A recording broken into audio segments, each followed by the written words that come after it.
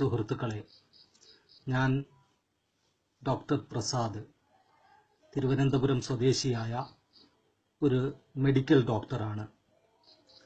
എൻ്റെ പരിചയക്കാരായ ശ്രീ രാജൻ മാഷ്, ശ്രീ രവീന്ദ്രൻ മാഷ് തുടങ്ങിയ ആളുകൾ ഏതാനും ദിവസം മുമ്പ് എന്നോടൊരു ആവശ്യമുന്നയിക്കുകയുണ്ടായി. അത് ഇന്ന് ചില യുക്തിവാദികൾ കേരളത്തിൽ മാർക്സിസത്തിനെതിരെ നിരന്തരമായ ആക്രമണം നടത്തുന്നുണ്ട്. അതിൽ മാർക്സിസ്റ്റ് തത്വചിന്തയെയും ശാസ്ത്രത്തിനെയും സംബന്ധിച്ച അവരുടെ ആരോപണങ്ങൾക്ക് എൻ്റെ ധാരണ എന്താണെന്നുള്ളത് ഒരു വോയിസ് റെക്കോർഡിംഗ് വഴി റെക്കോർഡ് ചെയ്ത് കൊടുക്കണം എന്നതാണ് ആ ആവശ്യകത.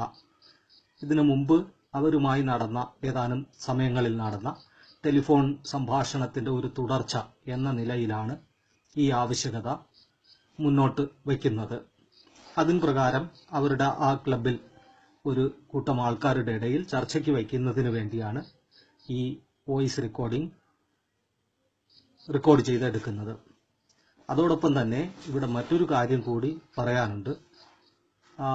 ഇത് സംബന്ധമായ യുക്തിവാദികളുടെ ഈ 1-2 വീഡിയോകൾ അത് കേൾക്കണം ഇത് റെക്കോർഡ് ചെയ്യുന്നതിന് മുമ്പ് എന്ന് വിചാരിച്ചിരുന്നു. ഏതാണ്ട് 2 വർഷം മുമ്പാണ് ഞാനത് കേട്ടത്. അപ്പോൾ ഓർമ്മയിൽ നിന്നാണ് പല വിഷയങ്ങൾക്കും ഇപ്പോൾ ഉത്തരം പറയുന്നത്. കേൾക്കുന്നതിന് തിരക്ക് കാരണം സാധിച്ചിരുന്നില്ല. അപ്പോൾ അതുകൂടി പറഞ്ഞുകൊണ്ട് ഞാൻ പറഞ്ഞ വിഷയങ്ങൾ അവരുടെ ആവശ്യകതയ്ക്കനുസരിച്ച് അത് റെക്കോർഡ് ചെയ്യുകയാണ്. നിങ്ങൾക്ക് എല്ലാവർക്കും അറിയാവുന്നതുപോലെ ഫ്രീ തിങ്കേഴ്സ്, എസൻസ് തുടങ്ങിയ പേരുള്ള ചില യുക്തിവാദി ഗ്രൂപ്പുകൾ കഴിഞ്ഞ ഏതാനും കാലങ്ങളായി മാർക്സിസ്റ്റ് തത്വചിന്തയ്ക്കും അതിൻ്റെ നിരവധിയായ അത് അപ്ലൈ ചെയ്തുകൊണ്ടുള്ള ശാസ്ത്രീയ ധാരണകൾക്കുമെതിരെ നിരന്തരമായ ആക്രമണം അഴിച്ചുവിട്ടുകൊണ്ടിരിക്കുകയാണ്. ഏതൊരു മുതലാളിത്ത ഗ്രൂപ്പിനെയും പിന്തിരിപ്പൻ ഗ്രൂപ്പിനെയും കവച്ചു വയ്ക്കുന്ന രീതിയിൽ അവരോടൊക്കെ മത്സരിക്കുന്ന ഒരു രീതിയിലാണ് കേരളത്തിലെ ചില എണ്ണപ്പെട്ട യുക്തിവാദി സംഘടനകൾ ഇത്തരത്തിൽ മാർക്സിസത്തിനെതിരെ ആക്രമണം അഴിച്ചുവിട്ടുകൊണ്ടിരിക്കുന്നത്. മാർക്സിസത്തിനെതിരെയുള്ള ഈ കടന്നാക്രമണത്തിന് വേണ്ടി യുക്തിവാദികൾ ഉപയോഗിക്കുന്നത് ശാസ്ത്രത്തിന്റെ തത്വചിന്തകൻ എന്നറിയപ്പെടുന്ന ശ്രീ കാൾ പോപ്പർ അദ്ദേഹത്തിന്റെ നിരവധി പുസ്തകങ്ങൾ വഴി കഴിഞ്ഞ നൂറ്റാണ്ടിന്റെ മധ്യകാലത്തും അതിനുശേഷവുമൊക്കെ തന്നെ മാർക്സിസത്തിനെതിരെ മുന്നോട്ട് വച്ച വാദമുഖങ്ങളാണ്. അദ്ദേഹം ജീവിച്ചിരുന്ന കാലത്ത് തന്നെ പല മാർക്സിസ്റ്റുകളും മാർക്സിസ്റ്റ് അല്ലാതെയുള്ള ആൾക്കാർ പോലും അദ്ദേഹത്തിന്റെ പല വാദമുഖങ്ങളെയും പരിശോധിക്കുകയും അത് പുസ്തക രൂപത്തിൽ അവതരിപ്പിക്കുകയും ഒക്കെ ചെയ്തിട്ടുണ്ട്.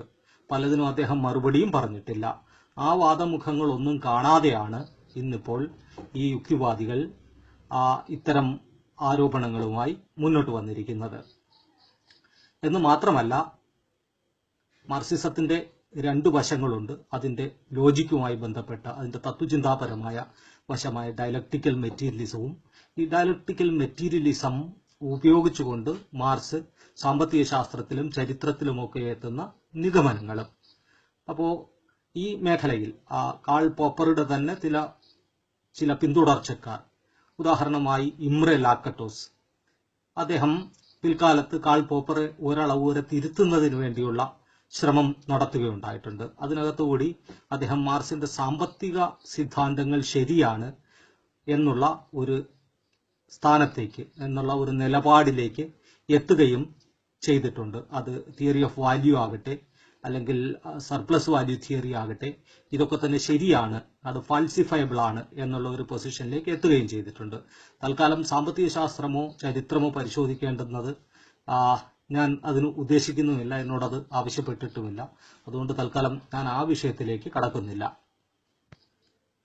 ശ്രീ കാൾ പോപ്പർ ശാസ്ത്രത്തിനെ കപടശാസ്ത്രത്തിൽ നിന്ന് വേർതിരിക്കുന്നതിനുള്ള മാർഗമായി ഫാൾസിഫയബിലിറ്റി തത്വം മുന്നോട്ട് വയ്ക്കുന്നു. ഇത് അദ്ദേഹത്തിന്റെ മാർക്സിസത്തിനെതിരെ എഴുതപ്പെട്ട open society and it's enemies എന്ന പുസ്തകം വരുന്നതിന് മുമ്പ് തന്നെ കൺജങ്ക്റ്റേഴ്സ് ആൻഡ് റെഫ്യൂട്ടേഷൻസ് വഴിയും ലോജിക് ഓഫ് സയന്റിഫിക് ഡിസ്കവറി വഴിയും ഇത്തരത്തിലുള്ള ഈ പറഞ്ഞ പുസ്തകങ്ങൾ വഴി അദ്ദേഹം ഈ ധാരണ മുന്നോട്ട് വയ്ക്കുന്നുണ്ട്. ഒരു ധാരണ രൂപീകരിക്കുമ്പോൾ തന്നെ, അഥവാ ഒരു ശാസ്ത്രീയ സിദ്ധാന്തം രൂപീകരിക്കുമ്പോൾ തന്നെ അത് തെറ്റാണെന്ന് തെളിയിക്കാൻ പറ്റുന്ന രീതിയിൽ രൂപീകരിക്കണമെന്നും അല്ലെങ്കിൽ അത് കപടശാസ്ത്രത്തിന്റെ രീതിയാണെന്നും ഫാൾസിഫയബിലിറ്റി തത്വം സങ്കല്പിക്കുന്നു. എന്തും ശാസ്ത്രമാകണമെങ്കിൽ അത് ഫാൾസിഫൈ ചെയ്യാൻ സാധിക്കണം അത്രേ. ഫാൾസിഫൈഡ് ആയി കഴിഞ്ഞാലോ ആ സിദ്ധാന്തം പോയി. ഫാൾസിഫയബിലിറ്റി തത്വം ശാസ്ത്ര തത്വചിന്തയിൽ പോപ്പറിലൂടെ വരുന്നതിന് മുമ്പ് ടെസ്റ്റബിലിറ്റി ആണ് ഉണ്ടായിരുന്നത്, അല്ലെങ്കിൽ വെരിഫയബിലിറ്റി. പോപ്പർ ആ തത്വം ടെസ്റ്റബിലിറ്റി അല്ലെങ്കിൽ വെരിഫയബിലിറ്റി അത് അംഗീകരിക്കുന്നില്ല. ഫാൾസിഫയബിലിറ്റി തത്വത്തിനെ സർവസമ്മതവും ശാസ്ത്രത്തിന്റെ മുഴുവൻ അന്തസത്തയെയും വിശദീകരിക്കാൻ പറ്റുന്ന ഒരു തത്വം എന്ന നിലയിലുമാണ് മേൽപ്പറഞ്ഞ യുക്തിവാദികൾ അവതരിപ്പിക്കുന്നത്. ഏതാനും വർഷം മുമ്പ് അലൻ ഷോക്കാൾ, യുക്തിവാദി കൂടിയാണ് അദ്ദേഹം, ഒരു പുസ്തകം എഴുതുകയുണ്ടായി. ഫാഷനബിൾ നോൺസെൻസസ് എന്നാണ് അതിന്റെ പേര്. നിരവധി തരത്തിലുള്ള നോൺസെൻസുകൾ, വിവരക്കേടുകൾ, ഫാഷനബിളായ വിവരക്കേടുകളെ പറ്റി അതിനകത്ത് എഴുതുന്നുണ്ട്. അപ്പോൾ അതിനകത്ത് പോപ്പറുടെ സിദ്ധാന്തത്തെയും അതിനകത്ത് അദ്ദേഹം മുന്നോട്ട് കൊണ്ടുവരുന്നുണ്ട്. അപ്പോൾ അതിനകത്ത് അദ്ദേഹം അഭിപ്രായപ്പെടുന്നത് ഫാൾസിഫയബിലിറ്റി തത്വം വച്ചുകൊണ്ട് ശരിയായ പോപ്പേറിയൻ രീതിയിൽ ജ്യോതിഷത്തെയും വാനനിരീക്ഷണത്തെയും, അതായത് അസ്ട്രോളജിയെയും അസ്ട്രോണമിയെയും വ്യവച്ഛേദിച്ച് അറിയാൻ കഴിയില്ല എന്നാണ്. കാരണം രണ്ടും ഫാൾസിഫൈ ചെയ്യാവുന്ന രീതിയിലാണ് അതിന്റെ ധാരണകൾ രൂപീകരിച്ചിരിക്കുന്നത്. അപ്പോൾ ഫാൾസിഫൈ ചെയ്യാൻ പറ്റും എന്നുള്ളത് കൊണ്ട് അസ്ട്രോളജിക്ക് അവകാശപ്പെടാം അത് ശാസ്ത്രമാണെന്നുള്ളത്. എന്നാൽ ജ്യോതിഷവും ചില തെറ്റായ പ്രവചനങ്ങൾ, ഒട്ടേറെ തെറ്റായ പ്രവചനങ്ങൾ നടത്തുന്നു. ഇടയ്ക്കൊക്കെ ചില പ്രവചനങ്ങൾ ശരിയാകാറുമുണ്ട്. അസ്ട്രോണമി ആകട്ടെ നിരവധി ശരിയായ പ്രവചനങ്ങൾ നടത്തുന്നു, ഇടയ്ക്കൊക്കെ തെറ്റാകാറുമുണ്ട്. അപ്പോൾ ഇത് രണ്ടും ഫാൾസിഫൈ ചെയ്യാവുന്ന രീതിയിലാണ് അതിന്റെ ധാരണകൾ മുന്നോട്ട് വയ്ക്കുന്നത്. പക്ഷേ രണ്ട് ഇടയ്ക്കിടെ തെറ്റായ പ്രവചനങ്ങൾ നടത്താറുണ്ട്. അത്തരത്തിൽ തെറ്റായ ഒരു പ്രവചനം വന്നു കഴിഞ്ഞാൽ സിദ്ധാന്തം അത് ഇൻവാലിഡായി എന്നതാണ് അദ്ദേഹത്തിന്റെ സിദ്ധാന്തത്തിലൂടെ വരുന്നത് ആദ്യം. അപ്പോൾ അദ്ദേഹത്തിന്റെ ആ പോപ്പേറിയൻ, ശരിയായ രീതിയിലുള്ള പോപ്പേറിയൻ സിദ്ധാന്ത പ്രകാരം ഇതിനെ രണ്ടിനെയും തിരിച്ചറിയാൻ പറ്റില്ല എന്നതാണ് അലൻ ഷോക്കാൾ ഇതിനകത്തൂടെ മുന്നോട്ട് വയ്ക്കുന്നത്. അത്രയോ അതുകൊണ്ട് പ്രയോജനമുള്ളൂ എന്നുള്ള അർത്ഥത്തിൽ. അന്ധവിശ്വാസ സൃഷ്ടിവാദ ധാരണകളിൽ നിന്നും മനുഷ്യരാശിയെ മോചിപ്പിക്കുന്നതിന് ഏറ്റവും വലിയ സംഭാവനകൾ ഒന്നായി മാറിയ സിദ്ധാന്തമാണ് ഡാർവിനിസം. ഇത് ഞാൻ പ്രത്യേകം പറയേണ്ടുന്ന കാര്യമുണ്ടെന്ന് തോന്നുന്നില്ല. ഡാർവിന് മുമ്പുള്ള ലോകവും ഡാർവിന് ശേഷമുള്ള ലോകവും രണ്ടാണ്. സൃഷ്ടിക്കൊരു ദൈവത്തിന്റെ ആവശ്യമില്ലെന്നും സൃഷ്ടി നാച്ചുറൽ സെലക്ഷനിലൂടെ, പ്രകൃതി നിർദ്ധാരണത്തിലൂടെ, അല്ലെങ്കിൽ ഇന്നത്തെ ജീവിവർഗങ്ങളുടെ ആരംഭം അല്ലെങ്കിൽ ജീവിവർഗങ്ങൾ ഉരുത്തിരിയുന്നത് പ്രകൃതി നിർദ്ധാരണത്തിലൂടെയാണെന്ന് ഡാർവിൻ സിദ്ധാന്തിക്കുന്നു. അതുവഴി ഒരു ദൈവത്തിന്റെ ആവശ്യകതയെ ഇല്ലാതാക്കുകയും ചെയ്തു. എന്നാൽ ഡാർവിനിസത്തിന് നേരെയുള്ള കാൾ പോപ്പറുടെ സമീപനം എന്തായിരുന്നു? 1978 വരെ കാൾ പോപ്പർ അതിനെ അംഗീകരിച്ചിരുന്നില്ല. അപ്പോഴേക്കും ഡാർവിനിസം വന്ന് ഏതാണ്ട് 150 വർഷം കഴിഞ്ഞു. ലോകമാസകലം അത് അംഗീകരിക്കപ്പെട്ടു. അപ്പോൾ അത് കഴിഞ്ഞ് സാമൂഹ്യ സമ്മർദ്ദത്തിന് വഴങ്ങിയാണ് ഡാർവിനിസത്തിനെ പോപ്പറിന് അംഗീകരിക്കാൻ പറ്റുന്നത്. ഇതുപോലെ തന്നെ ഇതിന്റെ മറ്റ് പല സിദ്ധാന്തങ്ങളും, ഒരുപക്ഷെ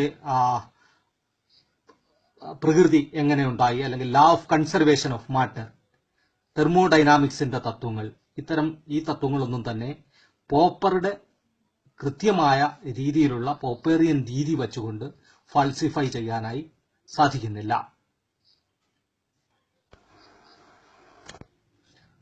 തെർമോഡൈനാമിക്സിന്റെ ഒന്നാമത്തെ നിയമപ്രകാരം ഒരു ക്ലോസ്ഡ് സിസ്റ്റത്തിനകത്തുള്ള എനർജി സ്ഥിരമായി നിലനിൽക്കുന്നു. നഷ്ടപ്പെടുന്ന എനർജിയും അവിടെ തന്നെ ഹീറ്റായി നിലനിൽക്കുന്നുണ്ട്. അപ്പോൾ അങ്ങനെയാണെന്നുണ്ടെങ്കിൽ അത് ഫാൾസിഫൈ ചെയ്യാൻ പറ്റുന്നത് എപ്പോഴും ചലിക്കുന്ന മെഷീൻ ഉണ്ടാക്കിക്കൊണ്ടാണ്. അങ്ങനെയൊന്നും സാധിച്ചിട്ടില്ല. പക്ഷേ അത് സുപ്രധാനമായ ഒരു ശാസ്ത്രീയ സിദ്ധാന്തമായി തന്നെ ഇന്നും നിലനിൽക്കുന്നു. പോപ്പറുടെ തന്നെ വളരെ പ്രസിദ്ധമായ ഒരു വാചകമാണ്, അദ്ദേഹം തന്നെ ആവർത്തിക്കുന്നതാണ്: എല്ലാ അരയന്നങ്ങളും വെളുത്തതാണ്, അതുകൊണ്ട് വെളുത്തതല്ലാത്ത ഒരു അരയന്നത്തിനെ കണ്ടാൽ എല്ലാ അരയന്നങ്ങളും വെളുത്തതാണ് എന്ന പ്രസ്താവന തെറ്റാണെന്ന് തെളിയിക്കപ്പെടും. ഓസ്ട്രേലിയയിൽ ഒരു കാലത്ത് കറുത്ത അരയന്നങ്ങളെ കണ്ടെത്തി. അങ്ങനെ കണ്ടെത്തിയപ്പോൾ എല്ലാ അരയന്നങ്ങളും വെളുത്തതാണ് എന്ന വാക്യം തെറ്റാണെന്ന് തെളിഞ്ഞു. പക്ഷേ ഒട്ടുമിക്കവാറും അരയന്നങ്ങൾ വെളുത്തതാണ് എന്ന് പറഞ്ഞാലോ, അത് പോപ്പേറിയൻ രീതി അനുസരിച്ചുകൊണ്ട് തെറ്റാണെന്ന് തെളിയിക്കാനാകില്ല. പക്ഷെ അത് സത്യം പ്രതിഫലിപ്പിക്കുന്ന ഒരു വാക്യമായി നിലനിൽക്കുന്നു. മറ്റൊരു ഉദാഹരണത്തിലൂടെ ഈ കാര്യം പരിശോധിക്കാം. പോപ്പറുടെ സിദ്ധാന്തത്തിൽ നിന്നും താഴെ പറയുന്നത് പോലെ സിദ്ധിക്കുന്നു. മഴ പെയ്യാനോ പെയ്യാതിരിക്കാനോ സാധ്യതയുണ്ട് എന്ന പ്രസ്താവത്തെ ഒരിക്കലും അസത്യവൽക്കരിക്കാൻ കഴിയാത്തതുകൊണ്ട് അതൊരു ശാസ്ത്രീയമായ പ്രസ്താവമല്ല. ഒന്നുകിൽ മഴ പെയ്യും അല്ലെങ്കിൽ മഴ പെയ്യില്ല എന്നാവുമ്പോഴേ അതിന് ഫാൾസിഫൈ ചെയ്യാനുള്ള സാധ്യതയുള്ളൂ. മഴ പെയ്യാൻ കടുത്ത സാധ്യതയുണ്ട് എന്ന പ്രസ്താവന പലപ്പോഴും കാലാവസ്ഥാ നിരീക്ഷണ കേന്ദ്രം നൽകാറുണ്ട്. ലോകം മുഴുവൻ കാലാവസ്ഥാ പ്രവചനം നടത്തുന്നത് അങ്ങനെയാണ്. അതിന്റെ അർത്ഥം ഏതാണ്ട് മഴ പെയ്യുന്നതിനുള്ള സാധ്യത 90-95% അല്ലെങ്കിൽ വലിയ സാധ്യത, കൂടിയ സാധ്യത അതിനുവേണ്ടിയാണ് എന്നാണ്. മഴ പെയ്യാതിരിക്കാനുള്ള സാധ്യത വളരെ കുറവാണ് എന്നതാണ്. ഇതെല്ലാം ഈ വാക്കുകളുടെയൊക്കെ അർത്ഥം അങ്ങോട്ടും ഇങ്ങോട്ടും മാറാവുന്നതാണ്. മേൽപ്പറഞ്ഞ രണ്ട് ഈ അർത്ഥപ്രസ്താവനകളിലും ഈ ശതമാനക്കണക്കിന്റെ ഭാഗം മാറ്റിയാൽ അവിടെ അതിന്റെ കൃത്യമായ ഇങ്ങനെയാണ് നമുക്ക് പറയാനുള്ളത്: മഴ പെയ്യാനും പെയ്യാതിരിക്കാനും സാധ്യതയുണ്ട് എന്ന് വരുന്നു. ഇത് സാധ്യതയെ അടിസ്ഥാനമാക്കിയുള്ള പ്രസ്താവനയാണ്. കൃത്യമായ പോപ്പേറിയൻ രീതി പ്രകാരം ഇതിനെയും ഫാൾസിഫൈ ചെയ്യാനാകില്ല. നിരവധി ശാസ്ത്രശാഖകളുടെ അടിസ്ഥാനം ഇത്തരത്തിൽ പ്രോബബിലിറ്റിയാണ്. ജനിതകം, ക്വാണ്ടം മെക്കാനിക്സ്, കാലാവസ്ഥാ നിരീക്ഷണം, ഇങ്ങനെ പല ശാസ്ത്രശാഖകൾ ഈ വിഭാഗത്തിലാണ് വരുന്നത്. അതുകൊണ്ട് അവയൊന്നും ശാസ്ത്രമല്ല എന്നൊന്നും പറയാൻ സാധിക്കത്തില്ല. ഇത്തരത്തിൽ എല്ലാ ശാസ്ത്രീയ സിദ്ധാന്തങ്ങളുടെയും കാര്യത്തിൽ ഫാൾസിഫിക്കേഷൻ തത്വം പോപ്പേറിയൻ രീതിയിൽ ബാധകമാക്കാൻ സാധിക്കില്ല എന്നതാണ് ശരി. ഇതിനപ്പുറത്തേക്ക് മാറി ഗണിതശാസ്ത്രം പ്യുർ സയൻസ് ആണ് എന്നാണ് കണക്കാക്കപ്പെടുന്നത്. ഗണിതശാസ്ത്രത്തിന്റെ തിയറങ്ങൾ, നമ്പർ തിയറി മുതൽ ഇതിനെയും ഫാൾസിഫൈ ചെയ്യാൻ സാധിച്ചിട്ടില്ല. അതിനർത്ഥം ഗണിതശാസ്ത്രം ശാസ്ത്രമല്ല എന്നാണോ? ഇനി പല യുക്തിവാദികളും ഇത്തരത്തിൽ ഒരു ധാരണയ്ക്കെതിരെ ഒരു തെളിവുണ്ടെങ്കിൽ ആ ധാരണ തെറ്റാണ് എന്ന് പറയുകയും അതിനെ ഒരു എംപിരിക്കൽ തലത്തിലേക്ക് കൊണ്ടുവരികയും ചെയ്യുന്നത് കാണാൻ പറ്റും. ഇപ്പോൾ ഉദാഹരണമായിട്ട് ഇപ്പോൾ ആകാശത്തേക്ക് ഒരു റോക്കറ്റ് വിടുന്നു. ഇന്ത്യൻ സ്ഥാപനങ്ങൾ ISRO ഒക്കെ പണ്ട് ഒരുപാട് റോക്കറ്റ് ഇങ്ങനെ വിട്ടുകഴിഞ്ഞാൽ ഒരു 12 എണ്ണം വിടുമ്പോൾ 11 എണ്ണവും കടലിൽ വീഴും. ആദ്യമൊക്കെ ഏതാണ്ട് എല്ലാം കടലിൽ തന്നെ ആയിരുന്നു വീഴുന്നത്. പിന്നെ അത് വിജയിച്ചു. അപ്പോൾ ഈ 12 തവണ റോക്കറ്റ് കടലിൽ വീണു, ഒരു തവണ പോലും അത് ആകാശത്തിലേക്ക് പോയില്ല എന്നുള്ളത് കൊണ്ട് റോക്കറ്റ് വിടുന്നതിന് ഉപയോഗിക്കുന്ന നിയമങ്ങളൊക്കെ തെറ്റാണ് എന്നൊന്നും അതിന് അർത്ഥമില്ല. വൈദ്യശാസ്ത്ര മേഖലയിലേക്ക് വരുമ്പോൾ 100% ആൾക്കാരിൽ പ്രവർത്തിക്കുന്ന ഒരു മരുന്നുമില്ല. ഒരാൾക്ക് പെൻസിലിൻ ഫലപ്രദമായിരുന്നില്ല, അല്ലെങ്കിൽ BP-യുടെ മരുന്ന് കൊടുത്തു, അത് ഫലപ്രദമായിരുന്നില്ല. അതേസമയം അത് ബാക്കി 100-80 പേർക്ക് അത് പ്രയോജനകരമായി. അപ്പോൾ അതുകൊണ്ട് ആ മരുന്ന് ഉപയോഗിക്കുന്നതിനെതിരെ ഒരു തെളിവുണ്ട്, അതുകൊണ്ട് അത് തെറ്റാണെന്ന് തെളിയിക്കപ്പെട്ടിരിക്കുന്നു. ഇങ്ങനെയൊന്നും ശാസ്ത്രബോധമുള്ള ആരും പറയത്തില്ല.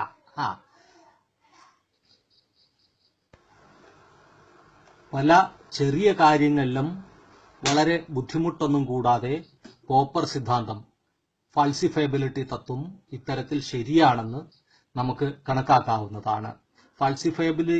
ഫാൾസിഫയബിലിറ്റി തത്വത്തിനെ പൂർണ്ണമായും തള്ളിക്കളയണം എന്നുള്ള അഭിപ്രായമല്ല ഞാൻ ഇതുവരെ അവതരിപ്പിക്കുന്നത്. പകരം ഫാൾസിഫയബിലിറ്റി തത്വത്തിന് അതിൻ്റെതായ രീതിയിലുള്ള ഒരു മെരിറ്റ് ഉണ്ട്. ഒരളവ് വരെ അത് ശാസ്ത്രത്തിനെ സീഡോ സയൻസിൽ നിന്നും വേർതിരിക്കുന്നതിന് സഹായിച്ചിട്ടുമുണ്ട് എന്നതിനകത്തും തർക്കമൊന്നുമില്ല. എന്ന് മാത്രമല്ല, പോപ്പറുടെ സിദ്ധാന്തങ്ങളും സഹായിച്ചിട്ടുണ്ട് എന്നുള്ളതിനകത്തും തത്വമില്ല. പക്ഷേ അത് ഏത് തലത്തിലാണോ നിർത്തേണ്ടത് അതിനപ്പുറത്തേക്ക് വലിച്ചുകൊണ്ട് പോയപ്പോൾ ഉണ്ടാകുന്ന പ്രശ്നങ്ങളാണ് കൂടുതലായും വന്നിരിക്കുന്നത്. പോപ്പറെ സംബന്ധിച്ചിടത്തോളം നമുക്ക് മനസ്സിലാക്കാൻ പറ്റുന്നത് ആത്യന്തികമായി ഏതെങ്കിലും ശാസ്ത്രീയ സിദ്ധാന്തം ശരിയാണ് എന്ന തലത്തിൽ പോപ്പർ വിശ്വാസത്തിലെടുക്കുന്നില്ല എന്നുള്ളതാണ്. ഏതൊരു ശാസ്ത്രീയ സിദ്ധാന്തത്തിനെയും അദ്ദേഹത്തിന്റെ അഭിപ്രായപ്രകാരം നിങ്ങൾക്ക് തെളിയിക്കാനാകില്ല. അത് ഉറപ്പിച്ച് അത് ശരിയാണ് എന്ന് പറയാനാകില്ല. പകരം ഒരു സിദ്ധാന്തം അത് ഫാൾസിഫൈ ചെയ്യുന്നത് വഴി അത് തെറ്റാണ് എന്ന് സ്ഥാപിക്കാനാകും. അതിനപ്പുറത്തേക്ക് അത് ശരിയാണെന്ന് ഉറപ്പിച്ച് പറയാനാകത്തില്ല. ഇതാണ് പോപ്പറുടെ ഫാൾസിഫയബിലിറ്റി സിദ്ധാന്തത്തിന്റെ ഒരു പ്രിമൈസ് എന്ന് പറയുന്നത്. അപ്പോ ഇത് പറയുമ്പോഴത്തേക്ക് മറ്റൊരു കാര്യമുണ്ട്. നമ്മുടെ യുക്തിവാദികൾ ദൈവമില്ല എന്ന് ഉറപ്പിച്ച് പറയുന്നുണ്ട്. അവരുടെ ഗുരു പോപ്പർ പറയുന്നത് ഒരു സിദ്ധാന്തത്തിനെ അങ്ങനെ ഉറപ്പിച്ച് പറയാൻ പറ്റത്തില്ല എന്നാണ്. ഇത് തമ്മിലുള്ള ഈ വൈരുദ്ധ്യം നമ്മുടെ യുക്തിവാദികൾക്ക് മനസ്സിലാകാൻ പറ്റുന്നില്ല എന്ന ഒരു പ്രശ്നം കൂടി അതിനകത്ത് നിലനിൽക്കുന്നുണ്ട്. അതുപോട്ടെ. അപ്പോൾ ശാസ്ത്രത്തിനെ സംബന്ധിച്ചിടത്തോളം ഇത്തരത്തിൽ ചെറിയ കാര്യങ്ങൾ മാത്രമല്ല ഉള്ളത്. കഴിഞ്ഞ നൂറ്റാണ്ടിലെ ശാസ്ത്രം നോക്കുകയാണെങ്കിൽ ഒട്ടനവധി ശാസ്ത്ര മാതൃകകൾ അവതരിപ്പിക്കപ്പെട്ടിട്ടുണ്ട്. പ്രപഞ്ച മാതൃക, ആറ്റം മാതൃക, പരിണാമ സിദ്ധാന്തത്തിന്റെ മാതൃക, ഇതൊക്കെ തന്നെ അതിന്റെ സെൻട്രൽ കോർ തിയറി ഉണ്ട്. അതിന്റെ ചുറ്റുപാട് നിൽക്കുന്ന ഒട്ടനവധി തിയററ്റിക്കൽ ഫോർമുലേഷനുകളുണ്ട്. ഇത്തരത്തിൽ കോർത്തിണക്കപ്പെട്ട ഒരു മാതൃക എന്നുള്ള നിലയിലാണ് ഇവയൊക്കെ തന്നെ നിലനിൽക്കുന്നത്. ഇവയുടെ പെരിഫറിയിലുള്ള ഏതെങ്കിലും സിദ്ധാന്തങ്ങൾ അല്ലെങ്കിൽ ഏതെങ്കിലും ധാരണകൾ തെറ്റാണെന്ന് മനസ്സിലായാൽ പോലും അത് അതിന്റെ കോറിനെ ബാധിക്കാറില്ല. പകരം ആ പെരിഫറിയിലുള്ള സാധനത്തിന് റീപ്ലേസ് ചെയ്യുന്നത് വഴി അല്ലെങ്കിൽ അതിനെ റീഫോർമുലേറ്റ് ചെയ്യുന്നത് വഴി കോർ വീണ്ടും നിലനിന്ന് പോകാറുണ്ട്. പലപ്പോഴും ചില പ്രത്യേക പ്രവചനങ്ങൾ, ഇത്തരത്തിലുള്ള മാതൃകകളൊക്കെ തന്നെ അത് തെറ്റാണെന്ന് വന്നിട്ടുണ്ട്. അത്തരത്തിൽ അത് തിരുത്തപ്പെടുകയും ചെയ്തിട്ടുണ്ട്. ഇപ്പൊ നമ്മള് ഡാർവിനിസത്തിന് നേരെയുള്ള ഡാർവിനിസത്തിനെ എങ്ങനെ കാൾ പോപ്പർ സമീപിച്ചു എന്നത് തന്നെ ആ സിദ്ധാന്തത്തിന്റെ പരിമിതിയെ മനസ്സിലാക്കുന്നതിന് ഒരു നല്ല ഉദാഹരണമാണ്. 1978 കാൾ പോപ്പർ ഡാർവിനിസത്തിനെ അംഗീകരിക്കുന്നത്.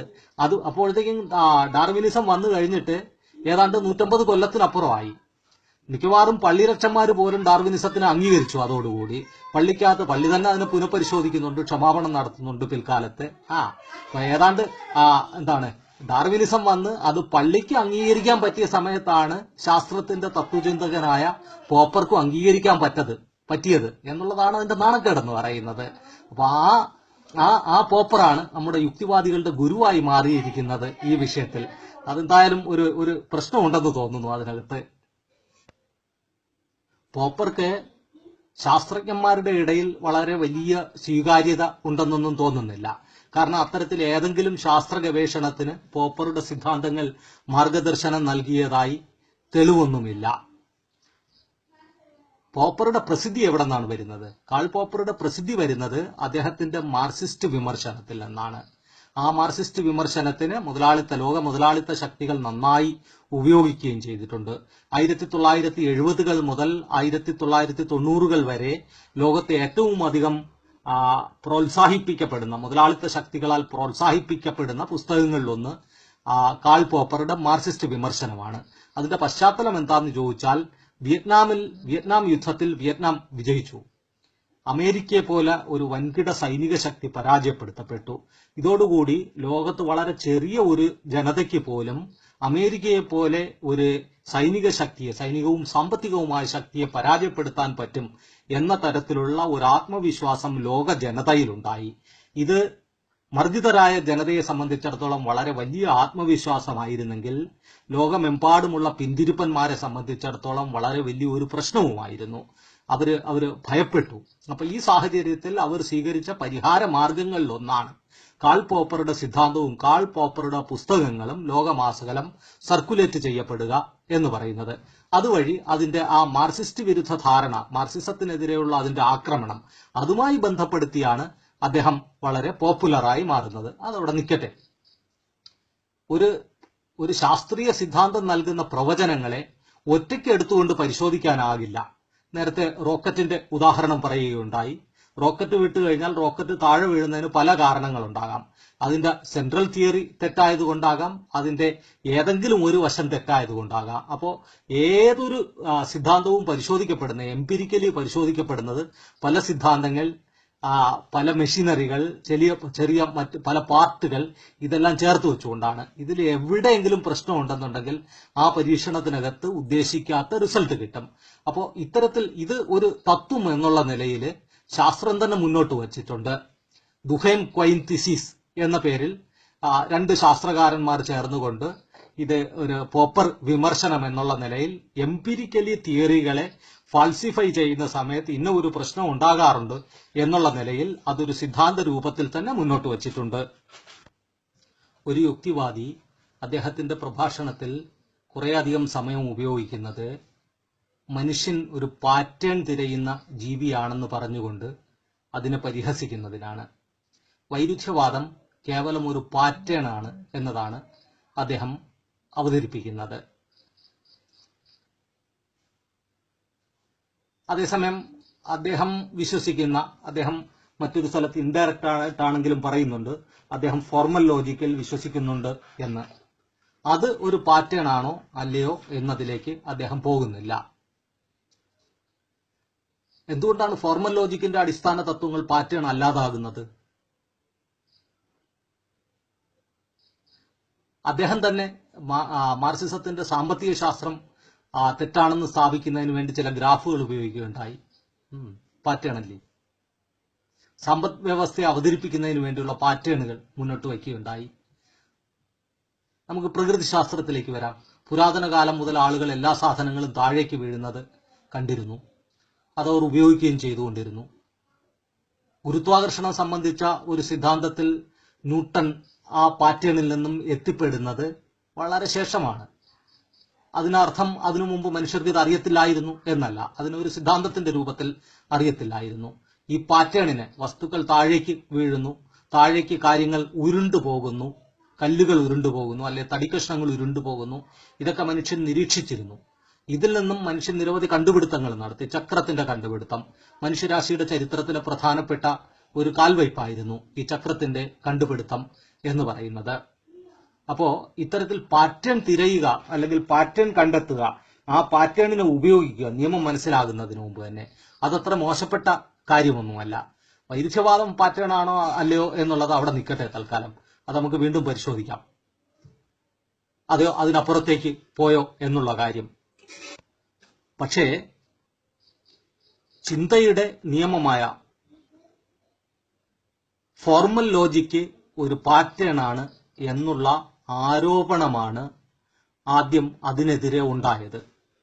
ഇത് ജ്ഞാനോദയ തത്വചിന്തയ്ക്ക് ശേഷം, അതിന് തൊട്ടു ശേഷം വന്ന തത്വചിന്തകരിൽ ഒരാളായിരുന്നു ഡേവിഡ് ഹ്യൂം. അപ്പോൾ ഡേവിഡ് ഹ്യൂമിന്റെ പ്രധാനപ്പെട്ട ജ്ഞാനോദയ യുക്തിക്ക് നേരെയുള്ള അല്ലെങ്കിൽ ഫോർമൽ ലോജിക്കിന് നേരെയുള്ള ഒരു ആരോപണമായിരുന്നു ഇത് കാണുന്ന പല സംഗതികളും പാറ്റേൺ ആണ്, ഈ പാറ്റേണുകളെ കണക്ട് ചെയ്യുന്ന കാര്യങ്ങളൊന്നുമില്ല എന്നൊക്കെ പറയുന്നത്. അത്തരത്തിൽ അത് ഫോർമൽ ലോജിക്കിനെതിരെയുള്ള ആരോപണമായിരുന്നു, അതൊരു പാറ്റേൺ ആണ് എന്നുള്ളത്.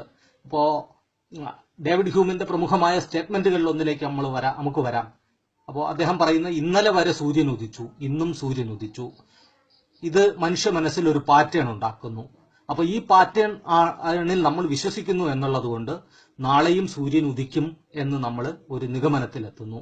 ഇതിനപ്പുറത്തേക്ക് ഇന്ന് വരെ സൂര്യൻ ഉദിച്ചു എന്നത് നാളെ സൂര്യൻ ഉദിക്കുന്നതിന് കാരണമാകുന്നില്ല. അത് തമ്മിൽ അങ്ങനെ ഒരു ബന്ധമില്ല. അത്തരത്തിൽ തലച്ചോറിനകത്ത് ഇതിനെ കണക്ട് ചെയ്യുന്ന സംഗതികളൊന്നുമില്ല, അതിനെ കണക്ട് ചെയ്യുന്ന കാരണവുമില്ല. ഇത് വെറും ഒരു വിശ്വാസം മാത്രമാണ്. ഇത്തരത്തിലാണ് ഡേവിഡ് ഹ്യൂം അവതരിപ്പിക്കുന്നത്. എംപിരിസിസ്റ്റ് ചിന്തകനായിരുന്നു ഡേവിഡ് ഹ്യൂം. അപ്പൊ ഇത് അദ്ദേഹം ഫോർമൽ ലോജിക്കിനെതിരെയാണ് അവതരിപ്പിക്കുന്നത്. അദ്ദേഹം തന്നെ പറഞ്ഞ മറ്റൊരു ഉദാഹരണമാണ് അപ്പോൾ കൈയടിക്കുന്നത് കാണുന്നു, ആ സമയത്ത് ശബ്ദവും കേൾക്കുന്നു. ഇത് കൈയടിക്കുന്നതും ശബ്ദം കേൾക്കുന്നതും തമ്മിൽ എന്തെങ്കിലും ബന്ധമുണ്ടോ? അദ്ദേഹം പറയുന്നത്, ഡേവിഡ് ഹ്യൂം പറയുന്നത്, അങ്ങനെ ബന്ധമുണ്ട് എന്ന് പറയാൻ പറ്റില്ല എന്നാണ്. ഇത് രണ്ടും പാറ്റേൺ ആണ് എന്ന് വിശദീകരിച്ചു. അപ്പൊ ഇത്തരത്തിൽ ഫോർമൽ ലോജിക്കിനെതിരെ, ഇന്നത്തെ യുക്തിവാദികൾ പറയുന്ന ഫോർമൽ ലോജിക്കിനെതിരെ ഡേവിഡ് ഹ്യൂം അവതരിപ്പിച്ച വിമർശനമാണ് ഇത് പാറ്റേൺ ആണ് എന്നുള്ളത്.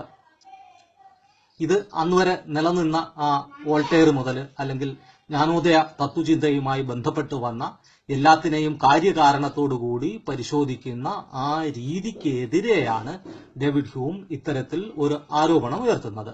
ഇന്ന് യുക്തിവാദികൾ മുന്നോട്ട് കൊണ്ടുവരുന്ന ആ ആരോപണമാണ്.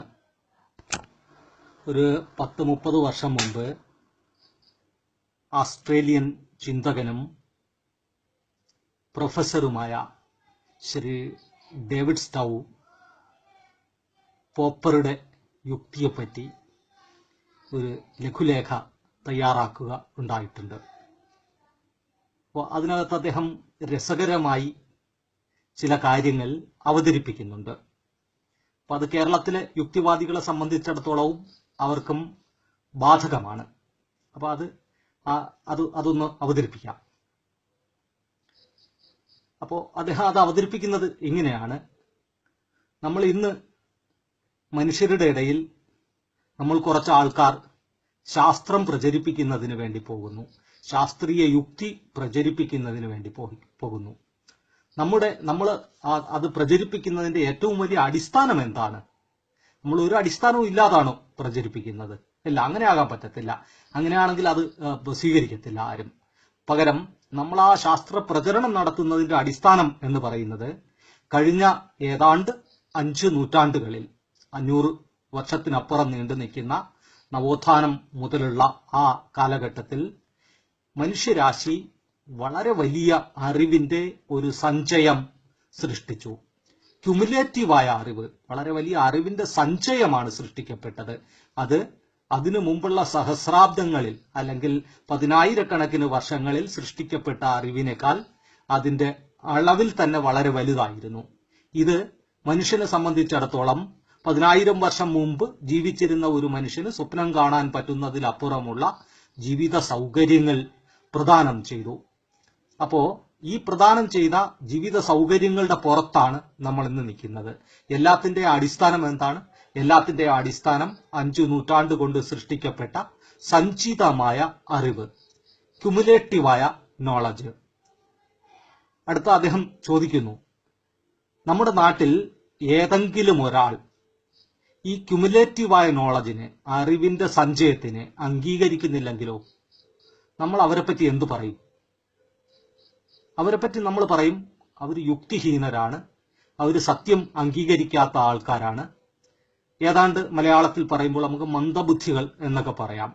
അപ്പോ അവരങ്ങനെയാണ് എന്നൊക്കെയാണ് നമ്മൾ പറയുന്നത്. നമ്മൾ പറയും. കാരണം ഈ 5 നൂറ്റാണ്ടുകൾ സഞ്ചിതമായ അറിവിനെ മനുഷ്യരാശി സൃഷ്ടിച്ചു എന്നുള്ള കാര്യം ശാസ്ത്രം അംഗീകരിക്കുന്ന ഒരാളുടെ മുമ്പിലുള്ള ഏറ്റവും സുപ്രധാനമായ വസ്തുതയാണ്.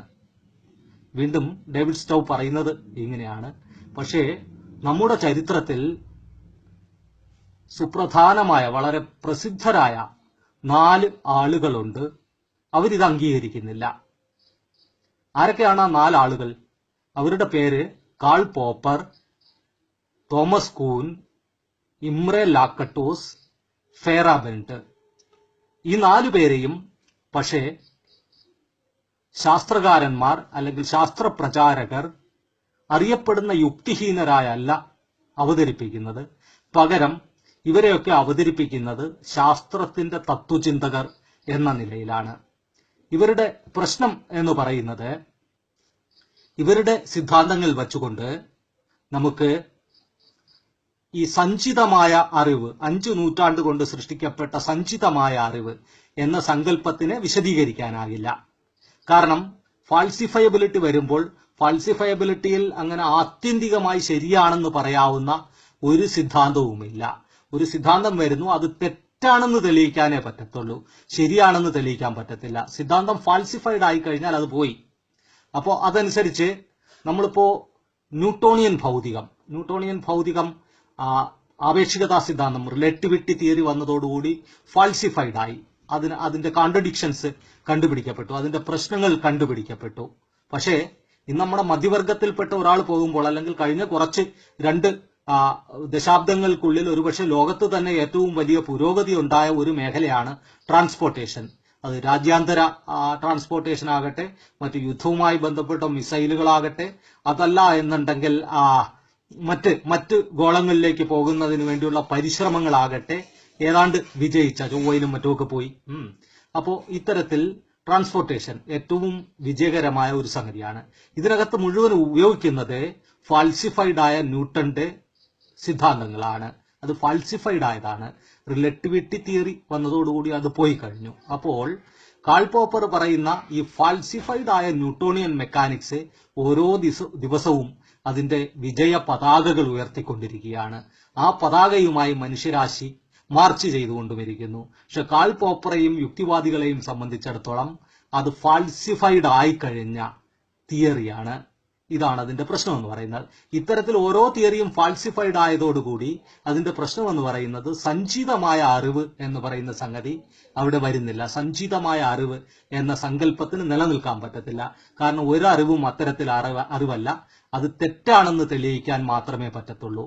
അപ്പോൾ ഇത്തരത്തിൽ പോകുന്നു ഡേവിഡ് സ്റ്റൗവിന്റെ വിശദീകരണം. ഡേവിഡ് സ്റ്റൗ ഈ ഭാഷയിലല്ല വിശദീകരിച്ചിരിക്കുന്നത്. അപ്പോൾ ഇതാണ് അതിന്റെ പ്രശ്നം എന്ന് പറയുന്നത്. ഇത് നമ്മൾ യൂക്ലിഡിന്റെ ജോമെട്രിയിലേക്ക് വരുമ്പോഴും ഇതേ സംഗതി ആപ്ലിക്കബിൾ ആണ്. യൂക്ലിഡിന്റെ ജോമെട്രി ആരും ഫാൾസിഫൈ ചെയ്തു എന്നുള്ളതല്ല. പക്ഷെ അന്ന് നിലനിൽക്കുന്ന യൂക്ലിഡിന്റെ ജോമെട്രി പ്രയോഗിക്കുന്ന തലം എന്ന് പറയുന്നത് പ്ലെയിനായ ഭൂമിയാണ്. അന്നത്തെ ഭൂമിയെ പറ്റിയുള്ള സങ്കല്പം എന്ന് പറയുന്നത് ഭൂമി പരന്നതാണ് എന്നതാണ്. അതിനുശേഷം അതൊക്കെ പോയി. ഭൂമി ഗോളാകൃതിയാണെന്നുള്ളത് കണ്ടെത്തി. സൂര്യനാണ് സൗരയൂഥത്തിന്റെ കേന്ദ്രം എന്ന് കണ്ടെത്തി. അതിനുശേഷം ഇതൊക്കെ തന്നെ മൂവ് ചെയ്തുകൊണ്ടിരിക്കുകയാണ് എന്നത് കണ്ടെത്തി.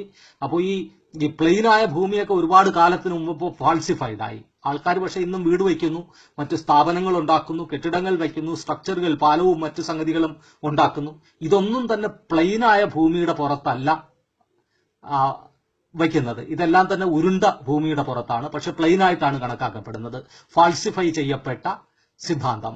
അപ്പോൾ അത്തരത്തിൽ നമ്മൾ വീട് വയ്ക്കുക അല്ലെങ്കിൽ വാഹനങ്ങൾ മേടിക്കുക, ഈ സംഗതികളൊക്കെ തന്നെ തെറ്റാണെന്ന് തെളിയിക്കപ്പെട്ട അല്ലെങ്കിൽ ഫാൾസിഫൈഡ് ആയ സിദ്ധാന്തങ്ങളുടെ വിജയ പതാകകളാണ്. ഇതാണ് അപ്പോ ഇത്തരത്തിൽ സഞ്ചിതമായ 5 വർഷത്തെ അറിവിനെ അംഗീകരിക്കാത്ത ആളുകളാണ് ഈ പറയുന്ന 4 ശാസ്ത്രത്തിന്റെ തത്വചിന്തകന്മാർ എന്ന് അറിയപ്പെടുന്നത്.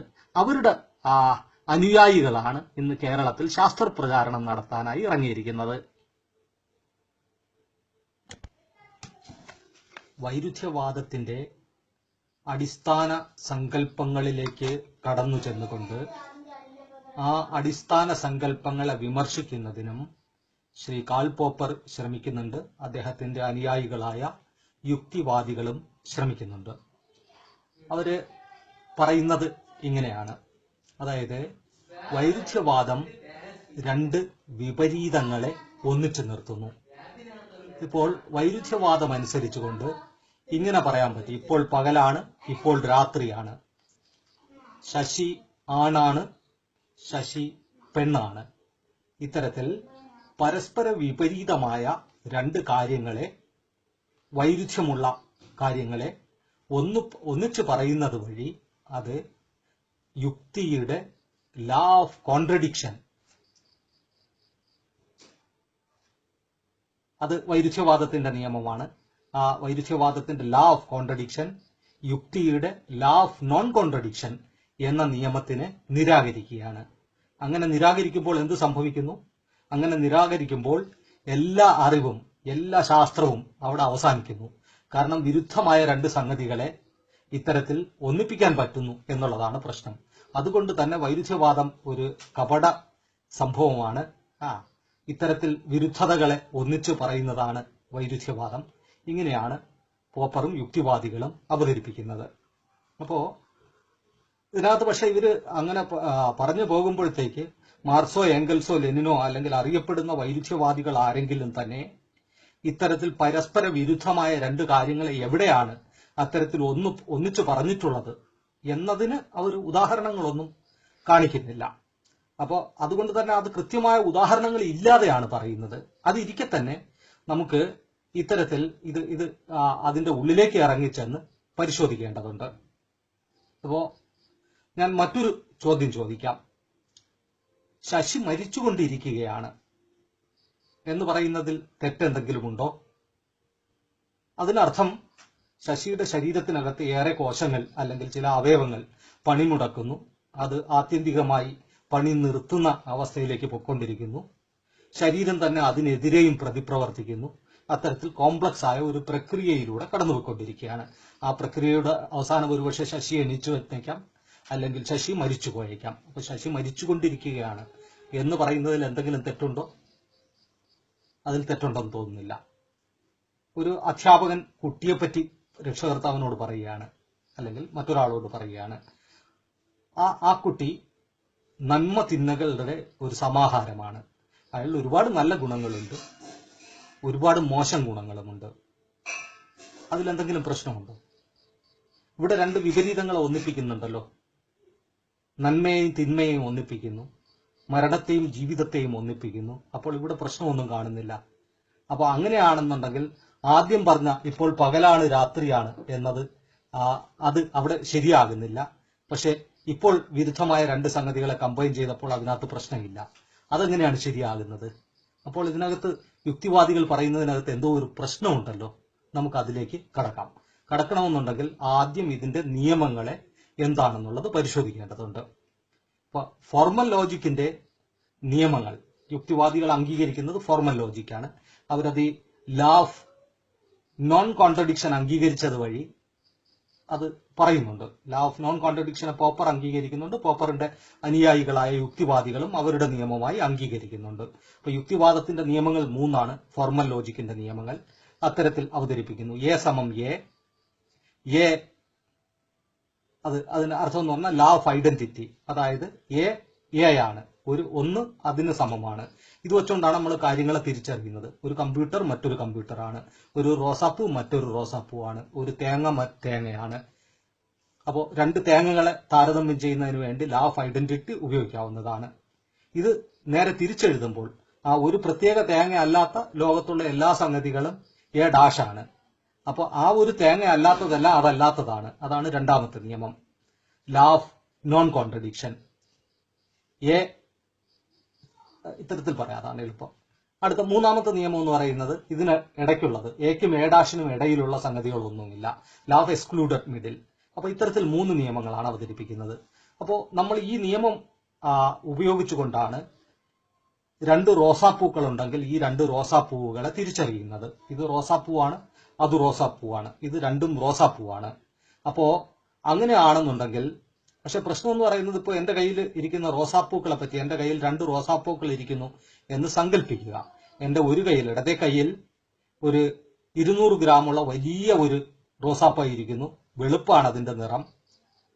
വലതേ കയ്യിൽ ചെറിയ ഒരു റോസാപ്പൂ ഇരിക്കുന്നു, അതിന് ഏതാണ്ട് ഒരു സെന്റിമീറ്ററേ വലിപ്പമുള്ളൂ, നല്ല ചുമന്ന നിറത്തിലുള്ള ഏറ്റവും ചെറിയ റോസാപ്പൂവാണ്. അപ്പോ ഈ രണ്ട് സംഗതികളെ താരതമ്യം ചെയ്യുമ്പോൾ ഒന്നിന് 200 ഗ്രാം ഭാരമുണ്ട്, ഏതാണ്ട് ഒന്നിന് 5 ഗ്രാമേ ഭാരമുള്ളൂ. വലുതിന് നല്ല മണമുണ്ട്, ചെറുതിന് മണമില്ല. ചിലപ്പോൾ തിരിച്ചും വരാം. വലുതിന് ഏതാണ്ട് ഡസൻ കണക്കിന് ഇതളുകളുണ്ട്, ചെറുതിന് അത്രത്തോളം ഇതളുകളില്ല. വലുത് ഒരുപാട് പ്രാണികളെ ആകർഷിക്കുന്നു, ചെറുത് അത്രത്തോളം പ്രാണികളെ ആകർഷിക്കുന്നില്ല. ഇങ്ങനെ പറയുമ്പോൾ ഇവ തമ്മിൽ ഏറെ വ്യത്യാസമുണ്ട്. ഇത് തൂക്കി നോക്കിക്കഴിഞ്ഞാൽ നമ്മൾ 1 കിലോ റോസാപ്പൂ മേടിക്കാൻ പോവുകയാണെങ്കിൽ വലിയ റോസാപ്പൂ 5 കിട്ടുള്ളൂ, ചെറുത് ആണെന്നുണ്ടെങ്കിൽ 200 കിട്ടിയെന്ന് വരും. അപ്പോൾ ഇത്തരത്തിൽ, കാരണം കച്ചവടക്കാരനെ സംബന്ധിച്ചിടത്തോളം അയാൾ ഈ വലുതിനെയും ചെറുതിനെയും ഒന്നായല്ല കണക്കാക്കുന്നത്, അയാൾ ഭാരത്തിന്റെ അടിസ്ഥാനത്തിലാണ് കണക്കാക്കുന്നത്. അപ്പോൾ ഈ വലിയ റോസാപ്പൂവിനെയും ചെറിയ റോസാപ്പൂവിനെയും നമ്മൾ എ സമം എ എന്ന ലാ ഓഫ് ഐഡന്റിറ്റി ഉപയോഗിച്ചുകൊണ്ട് അത് രണ്ടും റോസാപ്പൂ ആണെന്നുള്ള പൊസിഷനിലെത്തുന്നു, നിലപാടിലെത്തുന്നു. അതേസമയം ഇത് തമ്മിൽ ഒരുപാട് വ്യത്യാസമുണ്ട്. അപ്പൊ എങ്ങനെയാണ് ഇത് ശരിയാകുന്നത്? ഇത് ശരിയാകുന്നത് പറയുന്നത് ചിന്തയുടെ ഒരു പ്രക്രിയ വഴിയാണ്. റോസ്നെസ് എന്ന് പറയുന്ന ഒരു ഗുണത്തിനെ മാത്രം നമ്മൾ വേർതിരിച്ചെടുക്കുകയാണ്. അതൊരു ചിന്താ പ്രക്രിയയിലൂടെ വേർതിരിച്ചെടുക്കുകയാണ്. റോസ്നെസ് മാത്രം വേർതിരിച്ചെടുക്കുകയാകുമ്പോൾ ഇതും റോസാപ്പൂവാണ്, അതും റോസാപ്പൂവാണ്. 200 ഗ്രാം ഉള്ളതും 5 ഗ്രാം ഉള്ളതും റോസാപ്പൂവാണ്. അതിന്റെ ഭാരം, മണം, മറ്റ് ഗുണഗണങ്ങൾ ഇതിനെയെല്ലാം തന്നെ ഈ റോസ്നെസ് എടുക്കുമ്പോൾ അതിന്റെ നിന്ന് മൈനസ് ചെയ്യുന്നു. ഇത്തരത്തിൽ മൈനസ് ചെയ്തുകൊണ്ട്, കുറച്ചുകൊണ്ട് അബ്സ്ട്രാക്ഷൻ എന്ന് പറയുന്ന പ്രക്രിയയിലൂടെയാണ് ഈ റോസാപ്പൂ ആണെന്ന് പറയുന്നത്. അതുപോലെ തന്നെ ഇതിലെ ചെറിയ റോസാപ്പൂ ചുമപ്പാണെന്ന് പറഞ്ഞു. ഇതിനെ നമുക്കൊരു ചെമ്പരത്തിപ്പൂവിനോട് താരതമ്യം ചെയ്യാം. ചെമ്പരത്തിപ്പൂ ചുമപ്പാണ്, ഈ ചെറിയ റോസാപ്പൂവും ചുമപ്പാണ്. അപ്പൊ ഇത് രണ്ടും ചുമപ്പാണ്, ചെറിയ റോസാപ്പൂവും ചെമ്പരത്തിപ്പൂവും. അങ്ങനെയും പറയുന്നതിനകത്ത് തെറ്റില്ല. അപ്പൊ അത് രണ്ടും റോസയല്ല, ഒന്ന് റോസയാണ്, ഒന്ന് ചെമ്പരത്തിപ്പൂവാണ്. പക്ഷെ നമ്മൾ അതിനകത്തുനിന്ന് ചുമപ്പ് എന്നുള്ള നിറത്തിനെ മാത്രം അബ്സ്ട്രാക്ട് ചെയ്തെടുക്കുകയാണ്, ബാക്കി എല്ലാ ഗുണങ്ങളെയും മാറ്റിവെക്കുകയാണ്. ഇത്തരത്തിൽ ലാ ഓഫ് ഐഡന്റിറ്റി ഓപ്പറേറ്റ് ചെയ്യുന്നത് അബ്സ്ട്രാക്ഷനിലാണ്. അതുകൊണ്ട് തന്നെ ലാ ഓഫ് ഐഡന്റിറ്റി അടിസ്ഥാനപ്പെടുത്തിയുള്ള മറ്റെല്ലാ നിയമങ്ങളും ഓപ്പറേറ്റ് ചെയ്യുന്നത് അബ്സ്ട്രാക്ഷനിലാണ്. ഫോർമൽ ലോജിക്കിന്റെ അടിസ്ഥാന നിയമങ്ങൾ ഇത് മൂന്നും ഒരൊറ്റ നിയമം തന്നെ തിരിച്ചു പറയുന്നതാണ്, അങ്ങോട്ടും ഇങ്ങോട്ടും പറയുന്നതാണ്. കാരണം എ ആണ്, അങ്ങനെയാണെങ്കിൽ എ അല്ലാത്തതെല്ലാം നോൺ എ ആണ്. ഇത് എക്കും നോൺ എക്കും ഇടയിൽ മറ്റൊന്നുമില്ല. രണ്ട് സ്റ്റേറ്റ്മെന്റുകൾ ഒരേ സമയം ശരിയും തെറ്റുമാകാൻ പറ്റില്ല. ഇത്തരത്തിൽ ലാ ഓഫ് കോൺട്രഡിക്ഷനും ലാ ഓഫ് ഐഡന്റിറ്റിയും ഒരൊറ്റ തത്വത്തിനെയാണ് പറയുന്നത്. ഈ തത്വം നിലനിൽക്കുന്നതാകട്ടെ അബ്സ്ട്രാക്ഷനിലാണ്. അബ്സ്ട്രാക്ഷൻ എന്ന് പറയുന്ന രീതി ഇല്ല എന്നുണ്ടെങ്കിൽ ഇതിന് നിലനിൽക്കാൻ പറ്റത്തില്ല. കാരണം വസ്തുനിഷ്ഠ പ്രപഞ്ചത്തിൽ ഒരുപോലെ ഇരിക്കുന്ന രണ്ട് വസ്തുക്കൾ ഇതുവരെ കണ്ടെത്തിയിട്ടില്ല. രണ്ട് ഹൈഡ്രജൻ ആറ്റങ്ങൾ എടുത്താൽ പോലും അത് അടുത്തടുത്തിരിക്കുന്നതാണെങ്കിൽ പോലും അവിടെ മൈനർ ടെമ്പറേച്ചർ വേരിയേഷൻ ഉണ്ടാകും. അതായത് അതിന്റെ എനർജി ലെവൽസ് വ്യത്യസ്തമാണ്. അത് ഏത് സബറ്റോമിക് പാർട്ടിക്കിളിനും ആപ്ലിക്കബിൾ ആണ്. അപ്പോൾ അത്തരത്തിൽ വരുമ്പോൾ ഇത് സമം എന്ന് പറയാവുന്ന രണ്ട് സംഗതികളില്ല. അങ്ങനെ ഇതുവരെ കണ്ടെത്തപ്പെട്ടിട്ടില്ല. പക്ഷേ എ സമം എ എന്ന് പറയുന്ന നിയമം ഓപ്പറേറ്റ് ചെയ്യുന്നു. എ സമം എ എന്ന് പറയുന്ന ലാ ഓഫ് ഐഡന്റിറ്റി ഉപയോഗിച്ചുകൊണ്ട് ഒരുപാട് കാര്യങ്ങൾ നടന്നിട്ടുണ്ട്. നമ്മൾ ശാസ്ത്രത്തിനെയും മറ്റുമൊക്കെ വിശദീകരിക്കുന്നു. അതെങ്ങനെയാണ്? അത് ആ നിയമം ഓപ്പറേറ്റ് ചെയ്യുന്ന അബ്സ്ട്രാക്ഷനിലാണ്. അബ്സ്ട്രാക്ഷന്റെ തത്വം ഉപയോഗിച്ചുകൊണ്ട് മാത്രമേ അത് മനസ്സിലാക്കാൻ പറ്റത്തുള്ളൂ. ഇനി നമുക്ക് വൈരുദ്ധ്യവാദത്തിന്റെ നിയമങ്ങളിലേക്ക് വരാം. വൈരുദ്ധ്യവാദത്തിന്റെയും നിയമങ്ങളെ മൂന്ന് നിയമങ്ങളായാണ് അവതരിപ്പിക്കുന്നത്. Unity of the opposites, quantitative change to qualitative change and vice versa, negation of negation. അപ്പോൾ അതിൽ ആദ്യത്തെ സംഗതി, അപ്പോൾ ഒരു ഉദാഹരണത്തിലൂടെ പറയുകയാണെങ്കിൽ ലാ ഓഫ് ഐഡന്റിറ്റി പ്രകാരം ഒരു വിത്ത് സമം മറ്റൊരു വിത്താണ്. ഒരു വിത്ത് അതിന് തന്നെയും സമമാകാം, അതിനോട് തന്നെ സമമാണ്. പക്ഷെ പ്രശ്നം എന്ന് പറയുന്നത് നമ്മളൊരു വിത്ത് വെള്ളത്തിലിട്ട് വെച്ച് കഴിഞ്ഞാൽ, അല്ലെങ്കിൽ അത് നനവുള്ള സ്ഥലത്ത് വെച്ച് കഴിഞ്ഞാൽ, ഇന്നത് വിത്തായിരിക്കുന്നു, നാളെ ശകലം കൂടി വലുതായി, മറ്റന്നാൾ ഒരു ശകലം കൂടി വലുതായി, അങ്ങനെ അതിന്റെ വലിപ്പം കൂടിക്കൂടി പോകുന്നത് നമ്മൾ കാണുന്നുണ്ട്. അത് കഴിഞ്ഞ് ഒരു ദിവസം അതിനകത്ത് നിന്ന് മുള പൊട്ടുന്നു, പിന്നൊരു ദിവസം നോക്കുമ്പോൾ അതിനകത്ത് ഒരു ചെറിയ ചെടി വന്നു നിൽക്കുന്നു. അപ്പൊ ഈ പുറമെ അതിന്റെ വലിപ്പം കൂടുന്നതിനനുസരിച്ച് ആന്തരിക പ്രവർത്തനങ്ങളും ഉണ്ട് എന്ന് നമുക്ക് കാണാവുന്നതാണ്. അപ്പോൾ ഇതിനകത്ത് പ്രശ്നം എന്ന് പറയുന്നത്, ഇതിനകത്ത് വിത്ത് ചെടിയാകുന്ന ഒരു പ്രക്രിയ. ഈ പ്രക്രിയ വരുമ്പോൾ ലാ ഓഫ് ഐഡന്റിറ്റി വെച്ചുകൊണ്ട്, അല്ലെങ്കിൽ ലാ ഓഫ് എക്സ്ക്ലൂഡഡ് മിഡിൽ വെച്ചുകൊണ്ട്, അല്ലെങ്കിൽ ലാ ഓഫ് നോൺ കോൺട്രഡിക്ഷൻ വെച്ചുകൊണ്ട് ഇത് വിശദീകരിക്കാൻ പറ്റുന്നില്ല. അപ്പോൾ ഇതിനകത്ത് ഈ പ്രക്രിയകളെ വിശദീകരിക്കുന്നതിന് വേണ്ടി ഹെഗൽ അതിനപ്പുറത്തേക്കുള്ള വിശദീകരണങ്ങളിലേക്ക് ഇപ്പോൾ പോകുന്നില്ല. പ്രക്രിയകളെ വിശദീകരിക്കുന്നതിന് വേണ്ടി ഹെഗൽ അദ്ദേഹത്തിന്റെ നിയമങ്ങളുമായി വന്നു, ഡയലക്ടിക്സിന്റെ നിയമങ്ങളുമായി. ഇതിനകത്ത് വിത്ത് ഒന്നുകിൽ അത് ഉണങ്ങിപ്പോകാം, അല്ലെങ്കിൽ അത് ചെടിയായി മാറാം. അപ്പൊ അതിന്റെ കാരണം എന്ന് പറയുന്നത് അതിനകത്ത് ആന്തരിക വൈരുദ്ധ്യങ്ങൾ പ്രവർത്തിക്കുന്നു എന്നുള്ളത് കൊണ്ടാണ്. അപ്പോൾ അതിനകത്ത് രണ്ട് ദിശയുണ്ട്, ഒന്നുകിൽ വിത്ത് ചെടിയാകാം, അല്ല എന്നുണ്ടെങ്കിൽ വിത്ത് ഉണങ്ങിപ്പോകാം. അപ്പോൾ ഉണങ്ങിപ്പോകുന്ന ഒരു പ്രക്രിയ, ചെടിയായി പോകുന്ന ഒരു പ്രക്രിയ, ഈ രണ്ട് പ്രക്രിയകളും വിത്തിനകത്ത് ഒരേ സമയം നിലനിൽക്കുന്നു. അങ്ങനെയാണെന്നുണ്ടെങ്കിൽ ഇത് യൂണിറ്റിയിലാണ്. അടുത്തത്, ഇത്തരത്തിൽ പ്രക്രിയകൾ നിലനിൽക്കുന്നുണ്ടെങ്കിൽ അതിനകത്തെ അതിന്റെ ദിശ എന്താണ് എന്നുള്ളത് വിശദീകരിക്കേണ്ടതുണ്ട്. രണ്ട് ദിശയിൽ പോയാലും അതിന്റെ ഒരു പ്രത്യേക സമയത്ത് അതിന്റെ ക്വാളിറ്റി വ്യത്യാസം വരുന്നു. ഒരു സമയത്ത് അത് വിത്ത് ചെടിയായി മാറുന്നു, അല്ലെങ്കിൽ വിത്ത് ഉണക്കയായി മാറി അത് നശിച്ചു പോകുന്നു. അപ്പൊ ഈ രണ്ട് സ്ഥലത്തും അതിന്റെ ക്വാളിറ്റി വ്യത്യാസം വരുന്നുണ്ട്. അടുത്തത്, ആ വിത്ത് തന്നെ അടുത്ത ചെടിയായി വീണ്ടും വിത്താകുമ്പോഴത്തേക്ക് അതൊരു ഹയർ തലത്തിൽ വീണ്ടും അതിന്റെ ഡയറക്ഷനെ കാണിക്കുന്നു. നെഗേഷൻ ഓഫ് നെഗേഷൻ, നിഷേധത്തിന്റെ നിഷേധം എന്ന് പറയുന്നത്. അപ്പോ ഇത്തരത്തിൽ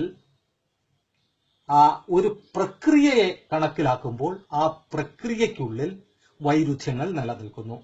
പ്രക്രിയയ്ക്കുള്ളിൽ വിത്തിനകത്ത് ചെടിയാകുന്നതിന് വേണ്ടിയുള്ള പ്രക്രിയയും അതിന് ആപ്പോസിറ്റായ പ്രക്രിയയും നിലനിൽക്കുന്നു എന്ന് പറയുന്നതിനകത്ത് തെറ്റൊന്നുമില്ല. അതുകൊണ്ടാണ് നേരത്തെ പറഞ്ഞു ശശി മരിച്ചുകൊണ്ടിരിക്കുകയാണ് എന്ന് പറയുന്നതിൽ തെറ്റില്ല. അതിനകത്ത് ആപ്പോസിറ്റ് വശങ്ങളോടുള്ള ഒരു പ്രക്രിയ നിലനിൽക്കുന്നു. അല്ലെങ്കിൽ ഒരു കുട്ടിയെപ്പറ്റി പറയുമ്പോൾ അയാളിൽ നന്മയും തിന്മയുമുണ്ട്, നന്മ തിന്മകളുടെ ഒരു സങ്കരമാണ് അയാൾ എന്ന് പറയുന്നതിൽ തെറ്റില്ല.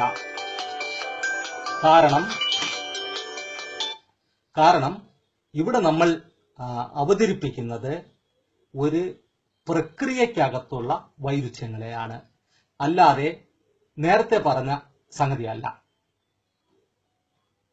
ഈ വൈരുദ്ധ്യവാദ നിയമങ്ങൾ തന്നെയും നിലനിൽക്കുന്നത് അബ്സ്ട്രാക്ഷനിലാണ്.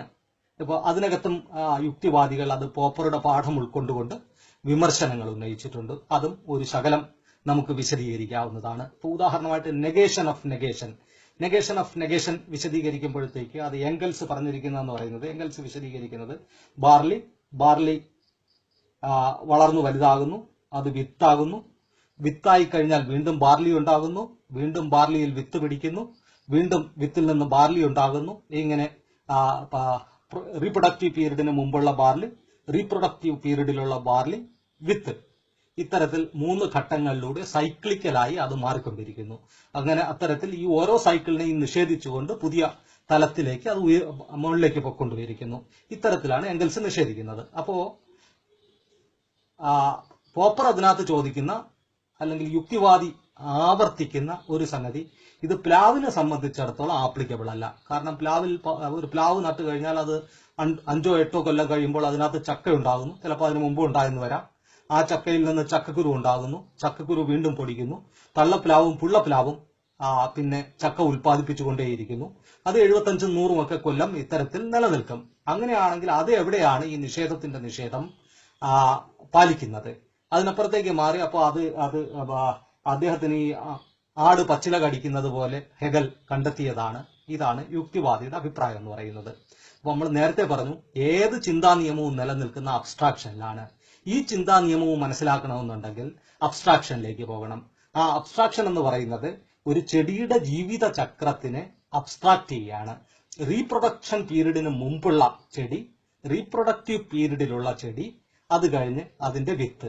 അപ്പൊ ഇത്തരത്തിൽ 3 ഘട്ടങ്ങളിലൂടെ ഈ ഘട്ടങ്ങളെ അതിനകത്തുനിന്നുള്ള ബാക്കി സംഗതികൾ മൈനസ് ചെയ്തുകൊണ്ട് അബ്സ്ട്രാക്ട് ചെയ്തെടുക്കുകയാണ്. അപ്പോഴാണ് ഈ സൈക്ലിക്കൽ ചേഞ്ച് വരുന്നത്. അങ്ങനെ അബ്സ്ട്രാക്ട് ചെയ്തു കഴിഞ്ഞാൽ ഏത് ചെടിയുടെയും ചക്രത്തിൽ ഈ സൈക്ലിക്കൽ ചേഞ്ച് ഉണ്ടാകുന്നതായി കാണാൻ പറ്റുന്നതാണ്. ഇത്തരത്തിൽ ഇതേ അബ്സ്ട്രാക്ഷൻ തന്നെ, അതിന്റെ ഏറെ വിശദീകരണങ്ങളിലേക്ക് ഞാനിപ്പോൾ പോകുന്നില്ല. യൂണിറ്റി ഓഫ് ഓപ്പോസിറ്റ് എടുത്തു കഴിഞ്ഞാലും, അതല്ല ക്വാണ്ടിറ്റി ക്വാളിറ്റി റിലേഷൻഷിപ്പ് എടുത്തു കഴിഞ്ഞാലും ഇതിനകത്തെല്ലാം തന്നെ ഈ അബ്സ്ട്രാക്ഷൻ നിലനിൽക്കുന്നതായി കാണാൻ പറ്റുന്നതാണ്. അപ്പോൾ ഈ ചിന്തയുടെ നിയമം നിലനിൽക്കുക എന്ന് പറയുന്നത്, ചിന്തയുടെ നിയമം അബ്സ്ട്രാക്ഷനിലാണ് നിലനിൽക്കുന്നത്. അത് ഡയലക്റ്റിക്സ് ആകട്ടെ, ഫോർമൽ ലോജിക് ആകട്ടെ, അത് അബ്സ്ട്രാക്ഷനിലാണ് നിലനിൽക്കുന്നത്. അതല്ലാതെ അബ്സ്ട്രാക്ഷനിൽ നിന്ന് മാറിക്കൊണ്ട് ഇതിനെ നമുക്ക് വേർതിരിച്ചെടുക്കുന്നതിന് വേണ്ടി കഴിയില്ല. അപ്പോൾ ഇവിടെ നമ്മൾ നേരത്തെ പറഞ്ഞ പ്രശ്നം പരിഹരിച്ചു. അതായത് ഇപ്പോൾ പകലാണ്, ഇപ്പോൾ രാത്രിയാണ് എന്ന് വൈരുദ്ധ്യവാദികൾ പറയുമെന്നും അത് ഫോർമൽ ലോജിക്കിന്റെ ലാ ഓഫ് നോൺ കോൺട്രഡിക്ഷൻ എതിരാണ് എന്നും പറയുന്നത് അത് അവർക്ക് ഈ 2 നിയമവും മനസ്സിലാകാത്തത് കൊണ്ടാണ്. കാരണം ഒന്നൊരു ലോജിക്കൽ കോൺട്രഡിക്ഷനെ പറ്റിയാണ് പറയുന്നത്, ഒന്ന് ഒരു പ്രക്രിയയിലുള്ള കോൺട്രഡിക്ഷനെ പറ്റിയാണ് പറയുന്നത്. ഇതുകൊണ്ടാണ് ഒരു വൈരുദ്ധ്യവാദിയും അത്തരത്തിൽ ലോജിക്കൽ കോൺട്രഡിക്ഷൻ അവതരിപ്പിക്കാത്തത്. മാർക്സോ, എംഗൽസോ, ലെനിനോ ഒന്നും ഇത്തരത്തിൽ ലോജിക്കൽ കോൺട്രഡിക്ഷനുകൾ അവതരിപ്പിച്ചിട്ടില്ല. പകരം മാർക്സിസത്തിനെ പറ്റി അവർ അവതരിപ്പിച്ച് concrete analysis of concrete situation. അതായത് നിങ്ങൾ ഒരു വിത്തിനകത്ത് പ്രക്രിയ നടക്കുന്നു, ആ വിത്ത് ഏത് ഘട്ടത്തിലാണ് എന്നുള്ളത് നിങ്ങൾക്ക് കൃത്യമായി മനസ്സിലാക്കാൻ പറ്റും. അത് മനസ്സിലാക്കാൻ പറ്റുന്ന മനസ്സിലാക്കുന്ന സമയം അതിനകത്തുള്ള ആപ്പോസിറ്റുകളുടെ കോൺട്രഡിക്ഷനിലെ ഒരു ഘട്ടത്തിലാണ്. അപ്പൊ ആ കോൺട്രഡിക്ഷൻ കൂടി മനസ്സിലാക്കിക്കൊണ്ടാണ് അത് മനസ്സിലാക്കുന്നത്. അപ്പൊ ഇതൊരു മെറ്റീരിയൽ എൻറ്റിറ്റിക്ക് അകത്തുള്ള കോൺട്രഡിക്ഷനെ പറ്റിയാണ് ഈ ലാ ഓഫ് കോൺട്രഡിക്ഷൻ അല്ലെങ്കിൽ യൂണിറ്റി ഓഫ് ആപ്പോസിറ്റ് പറയുന്നത്. മറ്റേത് പറയുന്നത് ഒരു ലോജിക്കൽ കോൺട്രഡിക്ഷനെ പറ്റിയാണ്. ലോജിക്കൽ കോൺട്രഡിക്ഷനെ മാർക്സിസ്റ്റുകൾ അല്ലെങ്കിൽ വൈരുദ്ധ്യവാദം അംഗീകരിക്കുന്നില്ല. പകരം ലോജിക്കൽ കോൺട്രഡിക്ഷന്റെ നിഷേധമാണ് അത്. പകരം concrete analysis of concrete situation, അതാണ് മാർക്സിസം അല്ലെങ്കിൽ വൈരുദ്ധ്യവാദത്തിന്റെ തത്വം മുന്നോട്ട് വച്ചിട്ടുള്ളത്. ഈ 2 നിയമങ്ങളെയും വ്യവച്ഛേദിച്ച് അറിയാൻ പറ്റുന്നതിലുള്ള പരാജയം കാരണമാണ് ഇത്തരത്തിൽ യുക്തിവാദികൾ ഇത്തരത്തിൽ പകലാണ് രാത്രിയാണ് എന്നുള്ളത് വൈരുദ്ധ്യവാദികൾ ഒന്നിച്ചു പറയുന്നു, അതുവഴി ശാസ്ത്രം തന്നെ നിരാകരിക്കുന്നു എന്നൊക്കെയുള്ള വ്യാഖ്യാനങ്ങളിലേക്ക് പോകുന്നത്. ഇനി നമുക്ക് ഫോർമൽ ലോജിക്കും ഡയലക്റ്റിക്സും ഏത് സാഹചര്യങ്ങളിലാണ് ശരിയാകുന്നതെന്ന് നോക്കാം. അപ്പോൾ നമ്മളെ സംബന്ധിച്ചിടത്തോളം നമ്മൾ വിത്തിന്റെ ഉദാഹരണത്തിലൂടെ ഇത് പറഞ്ഞു. അതായത് വസ്തുനിഷ്ഠ പ്രപഞ്ചത്തിൽ നിലനിൽക്കുന്നതെല്ലാം പ്രക്രിയകളാണെങ്കിൽ ആ പ്രക്രിയയെ മനസ്സിലാക്കുന്നതിന് വൈരുദ്ധ്യവാദത്തിന്റെ ആവശ്യമുണ്ട്. പക്ഷെ കാര്യങ്ങളെ പ്രക്രിയ അല്ലാതെയും മനസ്സിലാക്കാം.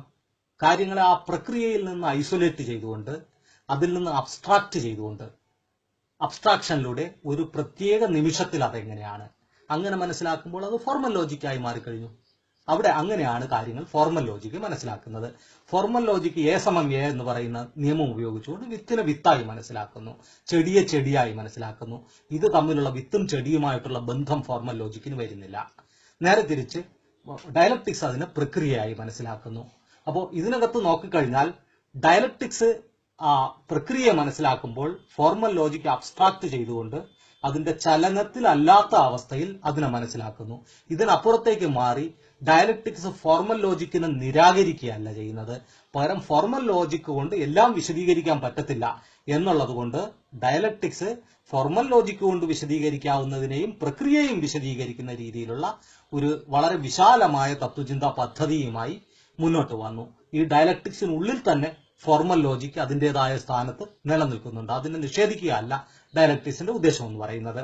ഇതൊരു പക്ഷെ കേൾക്കുന്ന ആൾക്കാർക്ക് സംശയം തോന്നാം. ഞാൻ എംഗൽസിന്റെ ആന്റി ഡ്യൂറിംഗ് എന്ന് പറയുന്ന പുസ്തകത്തിലെ ആദ്യത്തെ ചാപ്റ്ററിൽ നിന്ന് ഒരു കോട്ടിംഗ് നടത്തുകയാണ്. കേൾക്കുക, ഇംഗ്ലീഷിലാണ്. Modern materialism no longer needs any philosophy standing above the other sciences. What still independently survives of all former philosophy is the science of thoughts and its laws, formal logic and dialectics. Everything else is merged in the positive science of nature and history. Engels പറയുന്നത് അങ്ങനെ ശാസ്ത്രങ്ങളുടെ മേൽ നിലനിൽക്കുന്ന ഒരു ശാസ്ത്രത്തിന്റെ ആവശ്യകതയില്ല, അല്ലെങ്കിൽ അത്തരത്തിലുള്ള ധാരണകൾ ഉപരിപ്ലവമാണ്. ചിന്തയുടെ നിയമങ്ങളായ ഫോർമൽ ലോജിക്കും ഡയലക്ടിക്സും നിലനിൽക്കും. ബാക്കി എല്ലാ ശാസ്ത്രങ്ങളും നിലനിൽക്കും. ബാക്കിയെല്ലാം തന്നെ ഈ ശാസ്ത്രങ്ങളിൽ ലയിച്ചു ചേരും. അപ്പോൾ ഫോർമൽ ലോജിക്ക് നശിച്ചു പോകുമെന്നല്ല എംഗൽസ് പറയുന്നത്.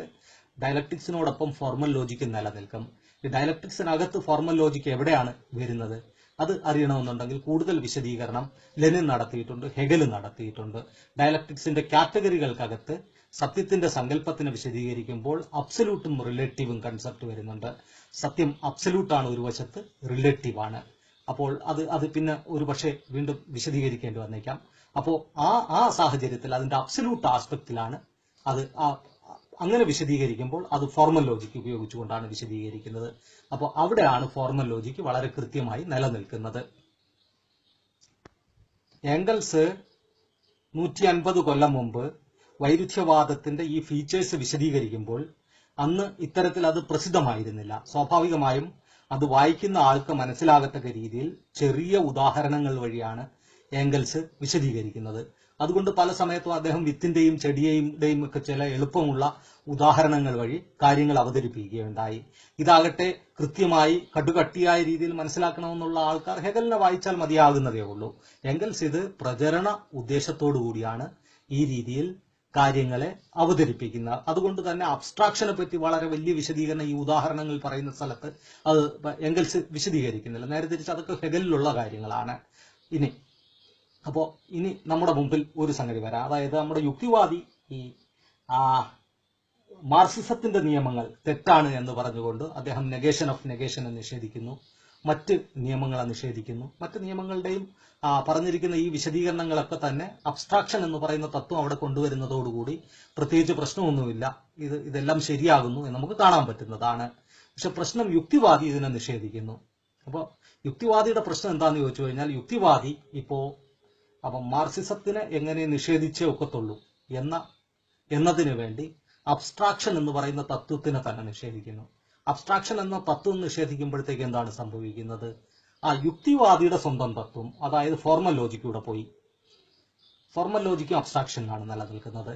അപ്പൊ എന്ന് പറയുമ്പോഴത്തേക്ക് യുക്തിവാദിയുടെ സ്പിരിറ്റ് എന്ന് പറയുന്നത് നമ്മൾ ഈ പച്ച മലയാളത്തിൽ പറയും, ചേട്ടൻ ചത്താലും വേണ്ടൂല, നാത്തൂൻ കരയണം എന്നുള്ളതേ ഉള്ളൂ. അപ്പൊ ഇങ്ങനെ നാത്തൂനെ ഒന്ന് കരയിക്കാൻ വേണ്ടി ചേട്ടനെ കൊല്ലുക എന്ന് പറയുന്ന അവസ്ഥയിലേക്കാണ് യുക്തിവാദം എത്തി നിൽക്കുന്നത്. എന്തായാലും ശരി, നമുക്കിപ്പോ ഈ യുക്തിവാദികൾ, അപ്പൊ എന്തായാലും യുക്തിവാദികൾക്ക് ഒരുപക്ഷെ ഇത് അറിഞ്ഞുകൂടാത്തുണ്ടായിരിക്കാം. എന്തായാലും ശരി, യുക്തിവാദികളെ നമുക്ക് രക്ഷിക്കേണ്ട ആവശ്യമുണ്ട്. കാരണം യുക്തിവാദികൾക്ക് ഒരുപാട് കാര്യങ്ങൾ ഇനിയും ചെയ്യാനുണ്ട് സമൂഹത്തില്. അപ്പോ ഇന്നത്തെ ഒരു പ്രത്യേക അവസ്ഥയിൽ അവർക്ക് വലിയ റോളുണ്ട് എന്ന് ഞാൻ എന്തായാലും വിചാരിക്കുന്നുണ്ട്. അപ്പോ ഈ അബ്സ്ട്രാക്ഷന്റെ നിയമം ഇവിടെ പുനഃസ്ഥാപിച്ചുകൊണ്ട് നമുക്ക് ഡയലക്ടിക്സിനും തിരിച്ചു കൊണ്ടുവരാം. അതോടൊപ്പം തന്നെ അത് ചെയ്യുന്നത് വഴി അറിഞ്ഞോ അറിയാതെയോ യുക്തിവാദത്തിന്റെ അടിസ്ഥാന സങ്കല്പമായ ഫോർമൽ ലോജിക്കിനെയും തിരിച്ചു കൊണ്ടുവരികയാണ്. അപ്പോൾ അത്തരത്തിൽ നമ്മൾ യുക്തിവാദിയെ, ഡയലക്ടിക്സിനെ നിഷേധിച്ചുകൊണ്ട് ഇൻഡയറക്റ്റായി ഫോർമൽ ലോജിക്കിന്റെ സ്വന്തം നിലനിൽപ്പിന്റെ അടിസ്ഥാനം തന്നെ നിഷേധിച്ച യുക്തിവാദിയെ കൂടി നമ്മൾ രക്ഷിക്കുകയാണ് ഇവിടെ. ഇതുവരെ പറഞ്ഞു വന്നതുപോലെ അബ്സ്ട്രാക്ഷൻ എന്ന് പറയുന്ന സങ്കല്പത്തിനെ അല്ലെങ്കിൽ ആ മാനസിക പ്രക്രിയയെ നിഷേധിക്കുന്നത് വഴി യുക്തിവാദികൾ വേറെയും ഒരു പ്രശ്നത്തിലേക്ക് ചെന്നെത്തുന്നുണ്ട്. ഇപ്പോ വസ്തുനിഷ്ഠ പ്രപഞ്ചത്തിൽ ഒരുപാട് സംഗതികൾ ഉണ്ട്. കാരക്കയുണ്ട്, പേരക്കയുണ്ട്, കസേരയുണ്ട്, കാറുണ്ട്. ഇതെല്ലാം കോൺക്രീറ്റായ വസ്തുക്കളാണ്. എന്നാൽ ഇതിനപ്പുറത്തേക്ക് മാറി ദ്രവ്യം എന്ന് പറയുന്ന ഒരു സങ്കല്പമുണ്ട്. ഈ ദ്രവ്യം എന്താണ്? ഈ ദ്രവ്യം എന്ന് പറയുന്നത് അതും ഒരു അബ്സ്ട്രാക്ഷനാണ്. ദ്രവ്യം കോൺക്രീറ്റ് ആയിട്ടാണ് നിലനിൽക്കുന്നത്. പക്ഷെ എല്ലാം ദ്രവ്യമാണ്. ദ്രവ്യം നിലനിൽക്കുന്ന കാരക്കയും പേരക്കയുമായിട്ടാണ്, കസേരയും കാറുമായിട്ടാണ്. പക്ഷെ ഇതെല്ലാം ദ്രവ്യമാണ്. ദ്രവ്യം എന്ന് പറയുന്നത് ഒരു അബ്സ്ട്രാക്ഷനാണ്. അപ്പോൾ ഈ അബ്സ്ട്രാക്ഷനെ നിഷേധിക്കുന്നത് വഴി എന്താണ് സംഭവിക്കുന്നത്? അബ്സ്ട്രാക്ഷൻ ഇല്ലെങ്കിൽ ദ്രവ്യമില്ല. ദ്രവ്യമില്ലെങ്കിലോ മെറ്റീരിയലിസവുമില്ല, ഭൗതികവാദവുമില്ല. അപ്പോൾ അബ്സ്ട്രാക്ഷനെ നിഷേധിക്കുന്നത് വഴി യുക്തിവാദികൾ എത്തിപ്പെടുന്നത് തങ്ങളുടെ തത്വചിന്തയെ ഒന്നടങ്കം നിഷേധിക്കുന്നതിലേക്കാണ്. ഇതാണ് അതിന്റെ പ്രശ്നം എന്ന് പറയുന്നത്. ഇതിനപ്പുറത്തേക്ക് മാറി ശാസ്ത്രത്തിന്റെ ഇന്നത്തെ വളർച്ച വൈരുദ്ധ്യവാദത്തിന്റെ ചില തത്വങ്ങൾക്ക് അനിതര സാധാരണമായ പ്രസക്തിയും ഉണ്ടാക്കിയിരിക്കുകയാണ്. ഉദാഹരണമായിട്ട് കയോസ് തിയറിയുടെ വളർച്ച, അത് അളവുപരമായ മാറ്റത്തിൽ നിന്ന് ഗുണപരമായ മാറ്റത്തിലേക്ക് എന്ന ധാരണയ്ക്ക് വളരെ വലിയ അംഗീകാരം കൊടുത്തിരിക്കുകയാണ്. ഒരു ചെറിയ ഉദാഹരണത്തിലൂടെ അത് പറയാം. ഇപ്പോൾ ഒരു മണൽക്കൂന ഉണ്ട്. ആ മണൽക്കൂനയിലേക്ക് നമ്മൾ വീണ്ടും വീണ്ടും മണലിടുകയാണ്. ഒരു പ്രത്യേക അളവിൽ അതിന്റെ സന്തുലനം, അത് കുറേയധികം മണലിടുമ്പോഴത്തേക്ക് അത് സന്തുലനം നഷ്ടപ്പെടുന്നു, അത് ഇടിഞ്ഞു വീഴുന്നു. ഈ പ്രത്യേക അളവ് എത്രയാണ്? പ്രത്യേക അളവിനെ പുതിയ പരീക്ഷണങ്ങൾ വഴി, വളരെ കൺട്രോൾഡായ പരീക്ഷണം വഴി അത് ഒരു മണൽത്തരി എന്നത് വരെ എത്തിച്ചേർക്കാനായിട്ട് പറ്റിയിട്ടുണ്ട്. അതായത് ഒരു മണൽത്തരി ഇടുമ്പോൾ അത് ആ മണൽക്കൂന ഇടിഞ്ഞു വീഴുന്ന അത് പുതിയൊരു ഷേപ്പ് രൂപീകരിക്കുന്നു. അതായത് ക്വാണ്ടിറ്റി കൂടുന്നതിനനുസരിച്ച് ഒരു പ്രത്യേക നിമിഷത്തിൽ അത് സെൽഫ് ഓർഗനൈസിങ്ങിൻ്റെതായ ഒരു ഘട്ടത്തിലേക്ക് കടക്കുന്നു. അപ്പോൾ ഇത്തരത്തിൽ പല പരീക്ഷണങ്ങൾക്കകത്തും ക്വാണ്ടിറ്റി ക്വാളിറ്റി റിലേഷൻഷിപ്പിനകത്ത് വളരെ വലിയ അംഗീകാരമാണ് അടുത്ത സമയത്ത് ഉണ്ടായിക്കൊണ്ടിരിക്കുന്നത്. വൈരുദ്ധ്യവാദത്തിനെ എതിർക്കുന്നതിന് വേണ്ടി പ്രതിഭാസങ്ങളുടെ അന്തസത്തയിലേക്ക് പോകുന്ന ഹെഗലിയൻ രീതിയെയും യുക്തിവാദികളും പോപ്പറും എതിർക്കുന്നുണ്ട്. ഇവിടെയും നമ്മൾ മനസ്സിലാക്കേണ്ടുന്ന കാര്യം എന്ന് പറയുന്നത്, എസൻസ് എന്ന് പറയുന്ന വാക്ക് തന്നെ രണ്ടർത്ഥത്തിലാണ് രണ്ട് കാലങ്ങളിൽ ഉപയോഗിച്ചിരുന്നത്. ഹെഗല് എസൻസ് എന്ന് പറയുന്ന വാക്ക് ഉപയോഗിക്കുന്നത് ഹെഗലിന് മുമ്പ് ഉപയോഗിച്ചിരുന്ന കൃത്യമായ ആ അർത്ഥത്തിലല്ല, അതിൽ നിന്ന് കുറെ വ്യത്യാസമായാണ്. അപ്പൊ അതെന്താന്ന് ചോദിച്ചു കഴിഞ്ഞാൽ, അതിന് മുമ്പുള്ള കാലത്ത് പലപ്പോഴും മനസ്സിലാക്കിയിരുന്നെന്ന് പറയുന്നത് എസൻസ് തത്വചിന്തകർക്ക് മാത്രം മനസ്സിലാകുന്ന, അല്ലെങ്കിൽ മനുഷ്യന് മനസ്സിലാക്കാൻ പറ്റാത്ത ചില കാര്യങ്ങളെയാണ് എസൻസ് എന്നുള്ളത് കൊണ്ട് അങ്ങനെ അവതരിപ്പിച്ചിരുന്നത്. നേരെ മറിച്ച് ഹെഗലിന്റെ ഒബ്ജക്റ്റീവ് ലോജിക്കിന്റെ ഭാഗമായാണ് എസൻസ് അവതരിപ്പിക്കുന്നത്. ബീയിങ് ബിക്കമിങ് അവതരിപ്പിക്കുന്നതിനോടൊപ്പം ഒബ്ജക്റ്റീവ് ലോജിക്കിന്റെ ഭാഗമായി എസൻസ് കൂടി അവതരിപ്പിക്കുന്നു. അതായത് എസൻസ് മനസ്സിലാക്കാൻ പറ്റാത്തതല്ല, എസൻസ് അതിന്റെ കോൺട്രഡിക്ഷനോടുകൂടി നിലനിൽക്കുന്നതാണ്. ആ കോൺട്രഡിക്ഷന്റെ കൃത്യമായ ഘട്ടത്തിൽ ചെന്നുകൊണ്ട് എസൻസിനെ മനസ്സിലാക്കാൻ പറ്റുന്നതാണ്. ഈ അർത്ഥത്തിലാണ് ഹെഗല് എസൻസിനെ അവതരിപ്പിക്കുന്നത്. ഇത്തരത്തിൽ എസൻസ് അന്വേഷിച്ചു പോകുന്നത് ശാസ്ത്രം സ്വീകരിക്കുന്ന രീതികളിൽ ഒന്നാണ്. അതിൽ പ്ലേറ്റോണിക് ഐഡിയലിസം അല്ല ഉള്ളത്. പ്ലേറ്റോണിക് ഐഡിയലിസം വ്യത്യസ്തമായ ഒരു സംഗതിയാണ്. അത് കാര്യങ്ങൾ മനസ്സിലാക്കാൻ പറ്റില്ല എന്നുള്ളിടത്തുനിന്നാണ് അത് വരുന്നത്. ഇവിടുത്തെ എസൻസ് അതല്ല. അപ്പോൾ നമ്മൾ പല സമയത്തും അപ്പിയറൻസും എസൻസുമായി ഒരു വ്യത്യാസമുണ്ട്. അതേസമയം തന്നെ എസൻസിന്റെ തന്നെ അപ്പിയറൻസ് ആണ് ഉള്ളത് താനും. എസൻസ് തന്നെയാണ് അപ്പിയറൻസ് എന്ന രൂപത്തിൽ വരുന്നതും. ഇതൊരു ഉദാഹരണത്തിലൂടെ പറയുകയാണെങ്കിൽ, നമ്മുടെ ശാസ്ത്രപ്രചാരകരെല്ലാം വളരെ ആവേശം കൊള്ളുന്ന ഒരു സംഗതിയാണ് കോപ്പർനിക്കൻ റെവല്യൂഷൻ. എന്താണ്? അതുവരെ ഉണ്ടായിരുന്നത് ഭൂകേന്ദ്രീകൃതമായ ഒരു ലോകമാണ്. ആ ഭൂകേന്ദ്രീകൃതമായ ലോകത്തിന് ആൾക്കാർ എന്നും കാണുന്ന കാര്യങ്ങളുണ്ട്. സൂര്യൻ രാവിലെ ഉദിക്കുന്നു, സൂര്യൻ ഉച്ചയാകുമ്പോൾ തലയ്ക്ക് മുകളിൽ വരുന്നു, വൈകുന്നേരം ആകുമ്പോൾ അസ്തമിക്കുന്നു. ഇത്തരത്തിൽ വളരെ കൃത്യമായി അയാൾ കാണുന്നത്, രാവിലെ മുതൽ രാത്രി വരെ കാണുന്നത് ഭൂമി കേന്ദ്രത്തിൽ നിൽക്കുന്നതും സൂര്യൻ ചുറ്റും പോയിക്കൊണ്ടിരിക്കുന്നതുമാണ്. അപ്പൊ അപ്പിയറൻസ് അത് തന്നെയാണ്. പക്ഷെ ഈ അപ്പിയറൻസ് വെച്ചുകൊണ്ട് നമുക്ക് പല കാര്യങ്ങളും രാത്രിയും പകലും ഉണ്ടാകുന്നതും മറ്റു സംഗതികൾക്കും അതൊന്നും പ്രശ്നമൊന്നുമില്ല. പക്ഷെ കാലാവസ്ഥാ പ്രവചനം അതുപോലുള്ള മറ്റു ചില സംഗതികളിലേക്ക് പോകുമ്പോഴത്തേക്ക് ഈ അപ്പിയറൻസ് കൊണ്ട് പറ്റത്തില്ല. ഗ്രഹങ്ങളുടെ ചലനത്തെ പറ്റിയുള്ള കൂടുതൽ ആഴത്തിലുള്ള അറിവിന്റെ ആവശ്യകതയുണ്ട്. അതിലേക്ക് നയിക്കത്തക്ക രീതിയിലുള്ള ചില നിരീക്ഷണങ്ങളും ഉണ്ടായി. അപ്പൊ ഈ നിരീക്ഷണങ്ങളോടെ വച്ചുകൊണ്ട് അപ്പിയറൻസിൽ നിന്ന് വ്യത്യസ്തമായി അതിന്റെ അന്തസത്തയിലേക്ക്, അതിന്റെ ഉള്ളിൽ എന്താണ് നടക്കുന്നത് എന്ന തലത്തിലേക്ക് പോവുകയാണ് ചെയ്യുന്നത്. ഇത് സയൻസിനെ സംബന്ധിച്ചിടത്തോളം സയൻസിന് അന്യമായ സംഗതികളല്ല. പുറമേ കാണുന്ന സംഗതികൾ ആയിക്കൊള്ളണമെന്നില്ല എപ്പോഴും ഉള്ളത്. അതേസമയം പുറമേ കാണുന്ന സംഗതികളിൽ നിന്ന് വിരുദ്ധമായ ഒരു സംഗതി എന്നുമില്ല. ഹെഗൽ അത് പറയുമ്പോൾ എസൻസിന്റെ അപ്പിയറൻസ് ആണ്. ഇതും ഹെഗല് ക്ലിയർ ചെയ്യുന്നുണ്ട്. അപ്പൊ ഇതൊക്കെ തന്നെ ശാസ്ത്രത്തിൽ ഉപയോഗിച്ചിരുന്നതാണ്. മാർസ് ഇത്തരത്തിൽ മാർസിന്റെ മൂലധനത്തിൽ നിന്നും ഞാൻ ഒരു ഭാഗം വായിക്കാം. അതും A scientific analysis of competition is possible only if we can grasp the inner nature of capital, just as the apparent motions of the heavenly bodies are intelligible only to someone who is acquainted with their real motions, which are not perceptible to the senses. സൂര്യന്റെയും മറ്റു ഗ്രഹങ്ങളുടെയും പ്രത്യക്ഷത്തിലുള്ള ചലനം മനസ്സിലാക്കുന്നതിന് നമുക്ക് ഇന്ദ്രിയഗോചരമല്ലാത്ത അതിന്റെ യഥാർത്ഥ ചലനത്തിന് മനസ്സിലാക്കേണ്ടതുണ്ട് എന്നതുപോലെ വിപണി മത്സരത്തെ ഒരു ശാസ്ത്രീയ ഗവേഷണത്തിന് കീഴിൽ കൊണ്ടുവരുന്നതിന് മൂലധനത്തിന്റെ ആന്തരിക സ്വഭാവം മനസ്സിലാക്കേണ്ടതുണ്ട്. ഇത്തരത്തിൽ മൂലധനം മനുഷ്യന് മനസ്സിലാകാത്തതൊന്നാണ് എന്നല്ല മാർക്സ് പറയുന്നത്. പകരം അതിന്റെ ആന്തരികമായ വൈരുദ്ധ്യങ്ങളെയും അതിന്റെ ചലനത്തിനെയും വളരെ കൃത്യമായി പഠിക്കുകയാണ് മാർക്സ് ചെയ്യുന്നത്. ഇവിടെയാണ് നമുക്ക് മാർക്സിന്റെ ശാസ്ത്രീയ സമീപനം കാണാൻ പറ്റുന്നത്. നേരത്തെ പറഞ്ഞതുപോലെ പ്ലാറ്റോണിക് ഐഡിയലിസം ആണെങ്കിൽ മാർക്സ് മൂലധനത്തിനെ പഠിക്കേണ്ട കാര്യമില്ലല്ലോ. മാർക്സ് ഇങ്ങനെ പറഞ്ഞാൽ മതിയല്ലോ, അത് മനുഷ്യന് മനസ്സിലാകുന്നതല്ല, അത് തത്വചിന്തകന് മാത്രമേ മനസ്സിലാകൂ, ഇത്രയും വലിയ വോളിയം എഴുതേണ്ട കാര്യമൊന്നുമില്ലല്ലോ. അപ്പൊ ഇതാണ് അതിന്റെ പ്രശ്നം എന്ന് പറയുന്നത്. മാർക്സിനെ വളരെ ഉപരിപ്ലവമായി മാത്രം മനസ്സിലാക്കിക്കൊണ്ട് യുക്തിവാദികൾ അല്ലെങ്കിൽ പോപ്പർ മാർക്സിസത്തിനെ വിമർശിക്കുന്നതിന് വേണ്ടി ഇറങ്ങിത്തിരിച്ചിരിക്കുകയാണ്. ലോകമെമ്പാടുമുള്ള ആളുകൾ ശാസ്ത്രം അംഗീകരിക്കപ്പെടുന്നത് എന്തുകൊണ്ടാണ്? നമ്മുടെ നാട്ടിലെ യുക്തിവാദികളൊക്കെ ഒരുപാട് പ്രചരണം നടത്താറുണ്ട്. ഹോമിയോപ്പതി കപടശാസ്ത്രമാണ്, മറ്റു സമാന്തര വൈദ്യശാഖകളൊക്കെ തന്നെ കപടശാസ്ത്രമാണ്. ഇതെന്താണ്? ഇത് പക്ഷെ ഇന്ന് ഏതാണ്ട് ലോകത്ത് ആധുനിക വൈദ്യശാസ്ത്രത്തിന് വളരെ പ്രചാരം ഉണ്ട് താനും. എന്താണ് ഇത്തരത്തിൽ ആധുനിക വൈദ്യശാസ്ത്രത്തിന് എന്തുകൊണ്ടാണ് പ്രചാരം കിട്ടിയത്? നാട്ടിലൊക്കെ യുക്തിവാദികൾ ഇങ്ങനെ നടന്ന് അതിനെ ഫാൾസിഫൈ ചെയ്ത് കാണിച്ചത് കൊണ്ടാണോ? അല്ല. ആധുനിക വൈദ്യശാസ്ത്രം മുന്നോട്ട് വരുന്നത് ഒന്നാം ലോകയുദ്ധവും രണ്ടാം ലോകയുദ്ധവുമായി ബന്ധപ്പെടുത്തിയാണ്. ഒന്നാം ലോകയുദ്ധം വരുന്നതോടുകൂടി ഒരുപാട് മുറിവുകൾ, ചതവുകൾ, പോയിസണിങ്, പലതരത്തിലുള്ള വാതകങ്ങളിൽ നിന്ന് വരുന്ന ഇത്തരത്തിൽ മനുഷ്യരാശി ഒരു പുതിയ പ്രതിസന്ധിയെ നേരിടുകയാണ്. ഈ പ്രതിസന്ധിയിൽ ആധുനിക വൈദ്യശാസ്ത്രത്തിന് പിടിച്ചു നിൽക്കാനായി സമാന്തര വൈദ്യശാഖകൾ പുറകോട്ട് പോകപ്പെട്ടു.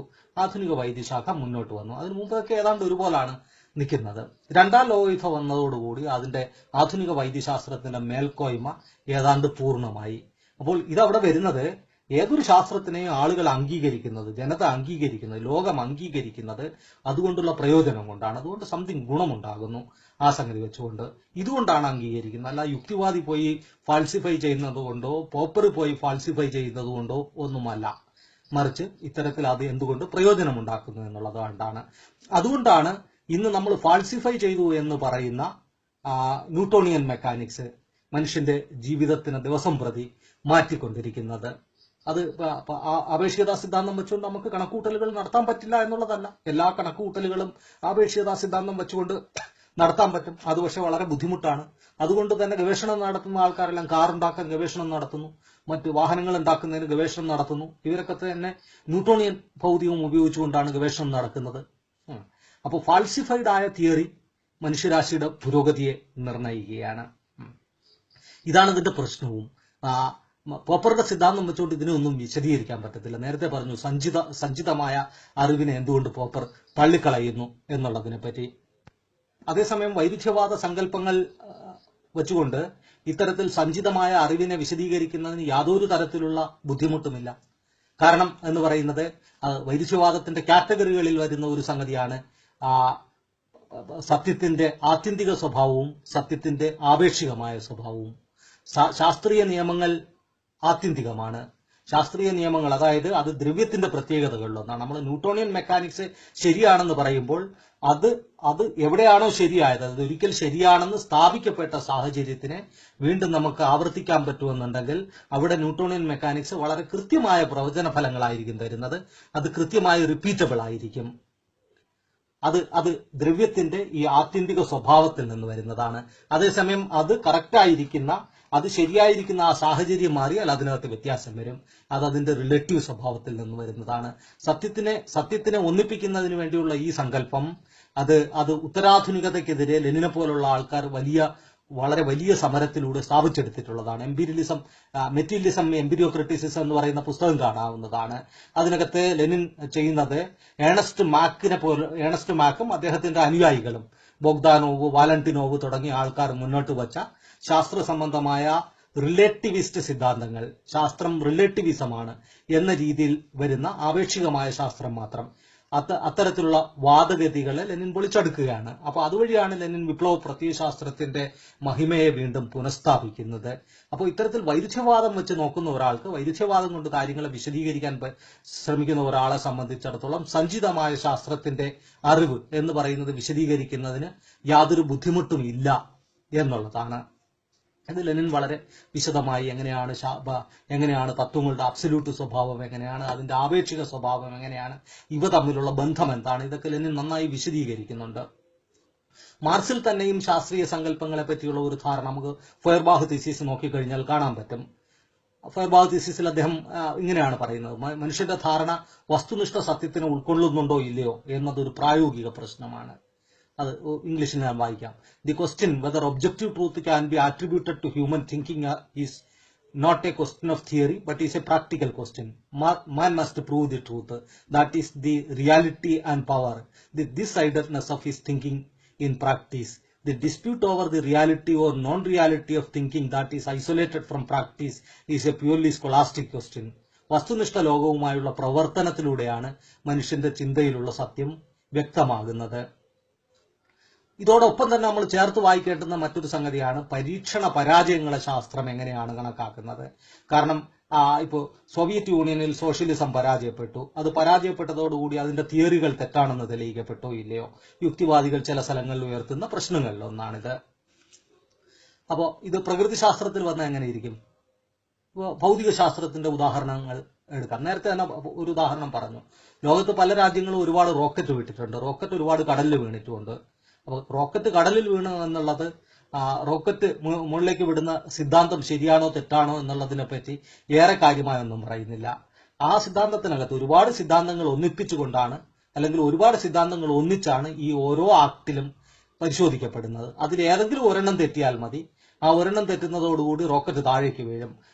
നേരത്തെ അത് പറയുകയും ചെയ്തു, ശാസ്ത്രം എങ്ങനെയാണ് അത് തന്നെ ഒരു സിദ്ധാന്തമായി മുന്നോട്ട് വച്ചത് എന്നുള്ളത്. അപ്പോൾ ഇത്തരത്തിൽ ശാസ്ത്രത്തിൽ ഒരുപാട് പരീക്ഷണങ്ങൾ പരാജയപ്പെടാറുണ്ട്. സോഷ്യലിസം ഒരു രാജ്യത്ത് പരാജയപ്പെട്ടു, അല്ലെങ്കിൽ മറ്റു സ്ഥലങ്ങളിൽ പരാജയപ്പെട്ടു. ഇതൊന്നും തന്നെ എംപിരിക്കലായി ഒരു സിദ്ധാന്തത്തെ നിരാകരിക്കുന്നതിന് വേണ്ടിയുള്ള കാരണങ്ങളാകുന്നില്ല. അതിനകത്തുനിന്ന് ആൾക്കാർ പാഠങ്ങൾ ഉൾക്കൊണ്ടതുണ്ട്, അത് സത്യസന്ധമായി പരിശോധിക്കേണ്ടതുണ്ട്, മതിയായ പാഠങ്ങൾ ഉൾക്കൊള്ളേണ്ടതുണ്ട്. ഇതെല്ലാം ശരിയായ സംഗതിയാണ്. ഇത് മാർക്സിസ്റ്റുകളെ സംബന്ധിച്ചിടത്തോളം, വൈരുദ്ധ്യവാദത്തിന് അംഗീകരിക്കുന്ന ആൾക്കാരെ സംബന്ധിച്ചിടത്തോളം അവരുടെ ഉത്തരവാദിത്വം കൂട്ടുന്നുമുണ്ട്. അതിനപ്പുറത്തേക്ക് മാറി നമ്മൾ അത് സിദ്ധാന്തം തെറ്റാണ് എന്ന് തെളിയിക്കുന്നു എന്ന് പറഞ്ഞു കഴിഞ്ഞാൽ അത് ശാസ്ത്രത്തിന്റെ അടിസ്ഥാന ധാരണ ഇല്ലാത്ത ആൾക്കാരിൽ നിന്ന് വരുന്ന വാദങ്ങളാണ്. ഇതുപോലെ തന്നെ നമുക്ക് ശാസ്ത്രത്തിലൂടെയാണ് ഇന്ന് വിജയിക്കാൻ പറ്റാത്ത സംഗതികൾക്ക് ഉത്തരം കണ്ടുപിടിക്കാൻ പറ്റുന്നത്. ഇപ്പോൾ ഉദാഹരണമായിട്ട് നമുക്കിപ്പോൾ ക്യാൻസർ അസുഖം കുറെ കൊല്ലമായിട്ട് 2 നൂറ്റാണ്ടായിട്ട് ഇങ്ങനെ നിലനിൽക്കുന്നുണ്ട്. 2 നൂറ്റാണ്ട് കൂടുതലായി അത് കണ്ടുപിടിച്ചിട്ട്. അത് ക്യാൻസർ വന്ന് ഓരോ വർഷവും ലക്ഷക്കണക്കിന് ആൾക്കാർ ലോകത്ത് മരിക്കുന്നുണ്ട്. അപ്പോൾ അതിന്റെ ഗവേഷണം ഇന്നും നടത്തിക്കൊണ്ടിരിക്കുന്നു. ഇതുവരെ ഉത്തരം കണ്ടെത്തിയിട്ടില്ല. ഏതെങ്കിലും ഒരാൾ ചോദിക്കുന്നു, നിങ്ങളുടെ ശാസ്ത്രം കൊണ്ട് എന്ത് പ്രയോജനം? ഗുണമൊന്നുമില്ല. ഗവേഷണം നടത്തുകയാണ്, ഉത്തരം കണ്ടെത്തും എന്നെങ്കിലും ആ ഒരു ആത്മവിശ്വാസമാണ് ഗവേഷണത്തിലേക്ക് നയിക്കുന്നത്. അപ്പൊ അതില്ലാന്നുണ്ടെങ്കിൽ പിന്നെ മൃത്യുഞ്ജയ ഹോമമാണ് അതിന്റെ പരിഹാരം എന്ന് പറയുന്നത്. അപ്പൊ അതൊന്നുമല്ല ശാസ്ത്രത്തിന്റെ വഴി എന്ന് പറയുന്നത്. നേരത്തെ റോക്കറ്റ് വീണതിന്റെ കാരണം അന്വേഷിക്കുന്നത് പോലെ തന്നെ പരാജയപ്പെട്ട ക്യാൻസർ ചികിത്സയിൽ നിന്നും മനുഷ്യൻ അതിന്റെ കാരണങ്ങൾ കണ്ടെത്തുന്നതിന് വേണ്ടിയുള്ള പരിശ്രമം നടത്തിക്കൊണ്ടേയിരിക്കുന്നു. ശാസ്ത്രത്തിന്റെ രീതി ഇതാണ്. ഒരു നിയമം ആ നിയമം ആപ്ലിക്കബിൾ ആണ് എന്ന് പറയുമ്പോൾ തന്നെ അത് എല്ലാ സ്ഥലത്തും ഒരുപോലെ ആപ്ലിക്കബിൾ ആകുന്നു, അതിന്റെ ഫലങ്ങൾ എല്ലാ സ്ഥലത്തും ഒരുപോലെ കാണുന്നു എന്നതും ശാസ്ത്രത്തിനകത്ത് അങ്ങനെയല്ല. ഒരു ഉദാഹരണം പറയാം. ഇപ്പൊ ഗുരുത്വാകർഷണം എല്ലാ സ്ഥലത്തും നിൽക്കുക, എല്ലാ സ്ഥലത്തും ഒരുപോലെ പ്രവർത്തിക്കുന്നുണ്ട്. നമ്മളൊരു വീട്ടിന്റെ മണ്ടയിൽ ചെന്ന് പന്ത് താഴോട്ടിട്ടു, ഒരു തൂവലും കൂടെ താഴോട്ടിട്ടു, ഇത് രണ്ടും ഒരുപോലെയല്ല താഴോട്ട് വരുന്നത്. അപ്പൊ തൂവലിനെ സംബന്ധിച്ച് നമ്മൾ ഗുരുത്വാകർഷണം ബാധകമല്ല എന്ന് പറയും? അങ്ങനെ പറയത്തില്ല. പന്തിൽ പ്രവർത്തിക്കുന്നതിനേക്കാൾ ഗുരുത്വാകർഷണത്തിനെതിരെയുള്ള പ്രതിപ്രവർത്തനം തൂവലിലാണ് കൂടുതൽ എന്ന് പറയും. അത്രയാണ് നമുക്ക് എത്താൻ പറ്റുന്ന നിഗമനം. രണ്ടാമത് വീണ്ടും നമ്മൾ പന്തും തൂവലും താഴേക്ക് ഇടുക. പന്ത് ആദ്യം വീണ സ്ഥലത്ത് തന്നെ നമ്മൾ കൃത്യമായിട്ട് ഇടുകയാണെന്നുണ്ടെങ്കിൽ ആദ്യം വീണ സ്ഥലത്ത് തന്നെ വീണ്ടും വീഴ്ത്താൻ പറ്റും. പക്ഷേ തൂവല് സാധാരണഗതിയിൽ അതേ സ്ഥലത്ത് വരത്തില്ല, അത് മറ്റൊരു സ്ഥലത്തായിരിക്കും പോയി വീഴുന്നത്. ഇവിടെ നമ്മൾ എങ്ങനെയാണ് ചലന നിയമം തെറ്റാന്ന് പറയുമോ? അതിലുള്ള പ്രതിപ്രവർത്തനങ്ങൾ അങ്ങനെയാണ് നടന്നത് എന്നേ പറയാൻ പറ്റത്തുള്ളൂ. അപ്പൊ തൂവല് ഒന്നിച്ചല്ല വീഴുന്നത് എന്നുള്ളത് കൊണ്ട് അതിന്റെ നിയമം റിപ്പീറ്റബിൾ ആകുന്നില്ല, അല്ലെങ്കിൽ അത് കൃത്യമല്ല. ഇത്തരത്തിലുള്ള നിഗമനങ്ങളിലേക്കൊന്നും എത്തിപ്പെടാനും പറ്റത്തില്ല. പോപ്പേറിയൻ സിദ്ധാന്ത പ്രകാരം ന്യൂട്ടോണിയൻ മെക്കാനിക്സിന്റെ സ്റ്റാറ്റസ് എന്താണ്? അത് ഫാൾസിഫൈഡ് ആണ്. അതിനുശേഷമുള്ള സിദ്ധാന്തങ്ങൾ വന്നു, ആപേക്ഷികതാ സിദ്ധാന്തം വന്നു. അത് മനുഷ്യരാശിക്ക് ഏറ്റവും കൂടുതൽ സംഭാവന നൽകുന്ന സംഗതിയുമാണ്. അപ്പോൾ പോപ്പേറിയൻ സിദ്ധാന്ത പ്രകാരം അത് ഫാൾസിഫൈഡ് ആണ് എന്ന് പറയുന്നത് വഴി എന്തെങ്കിലും പ്രത്യേകിച്ച് പ്രയോജനം വല്ലതും ഉണ്ടോ? ന്യൂട്ടോണിയൻ സിദ്ധാന്തത്തിനെ എങ്ങനെ കാണുന്നു? ഇതാണ് അതിന്റെ പ്രശ്നം എന്ന് പറയുന്നതും.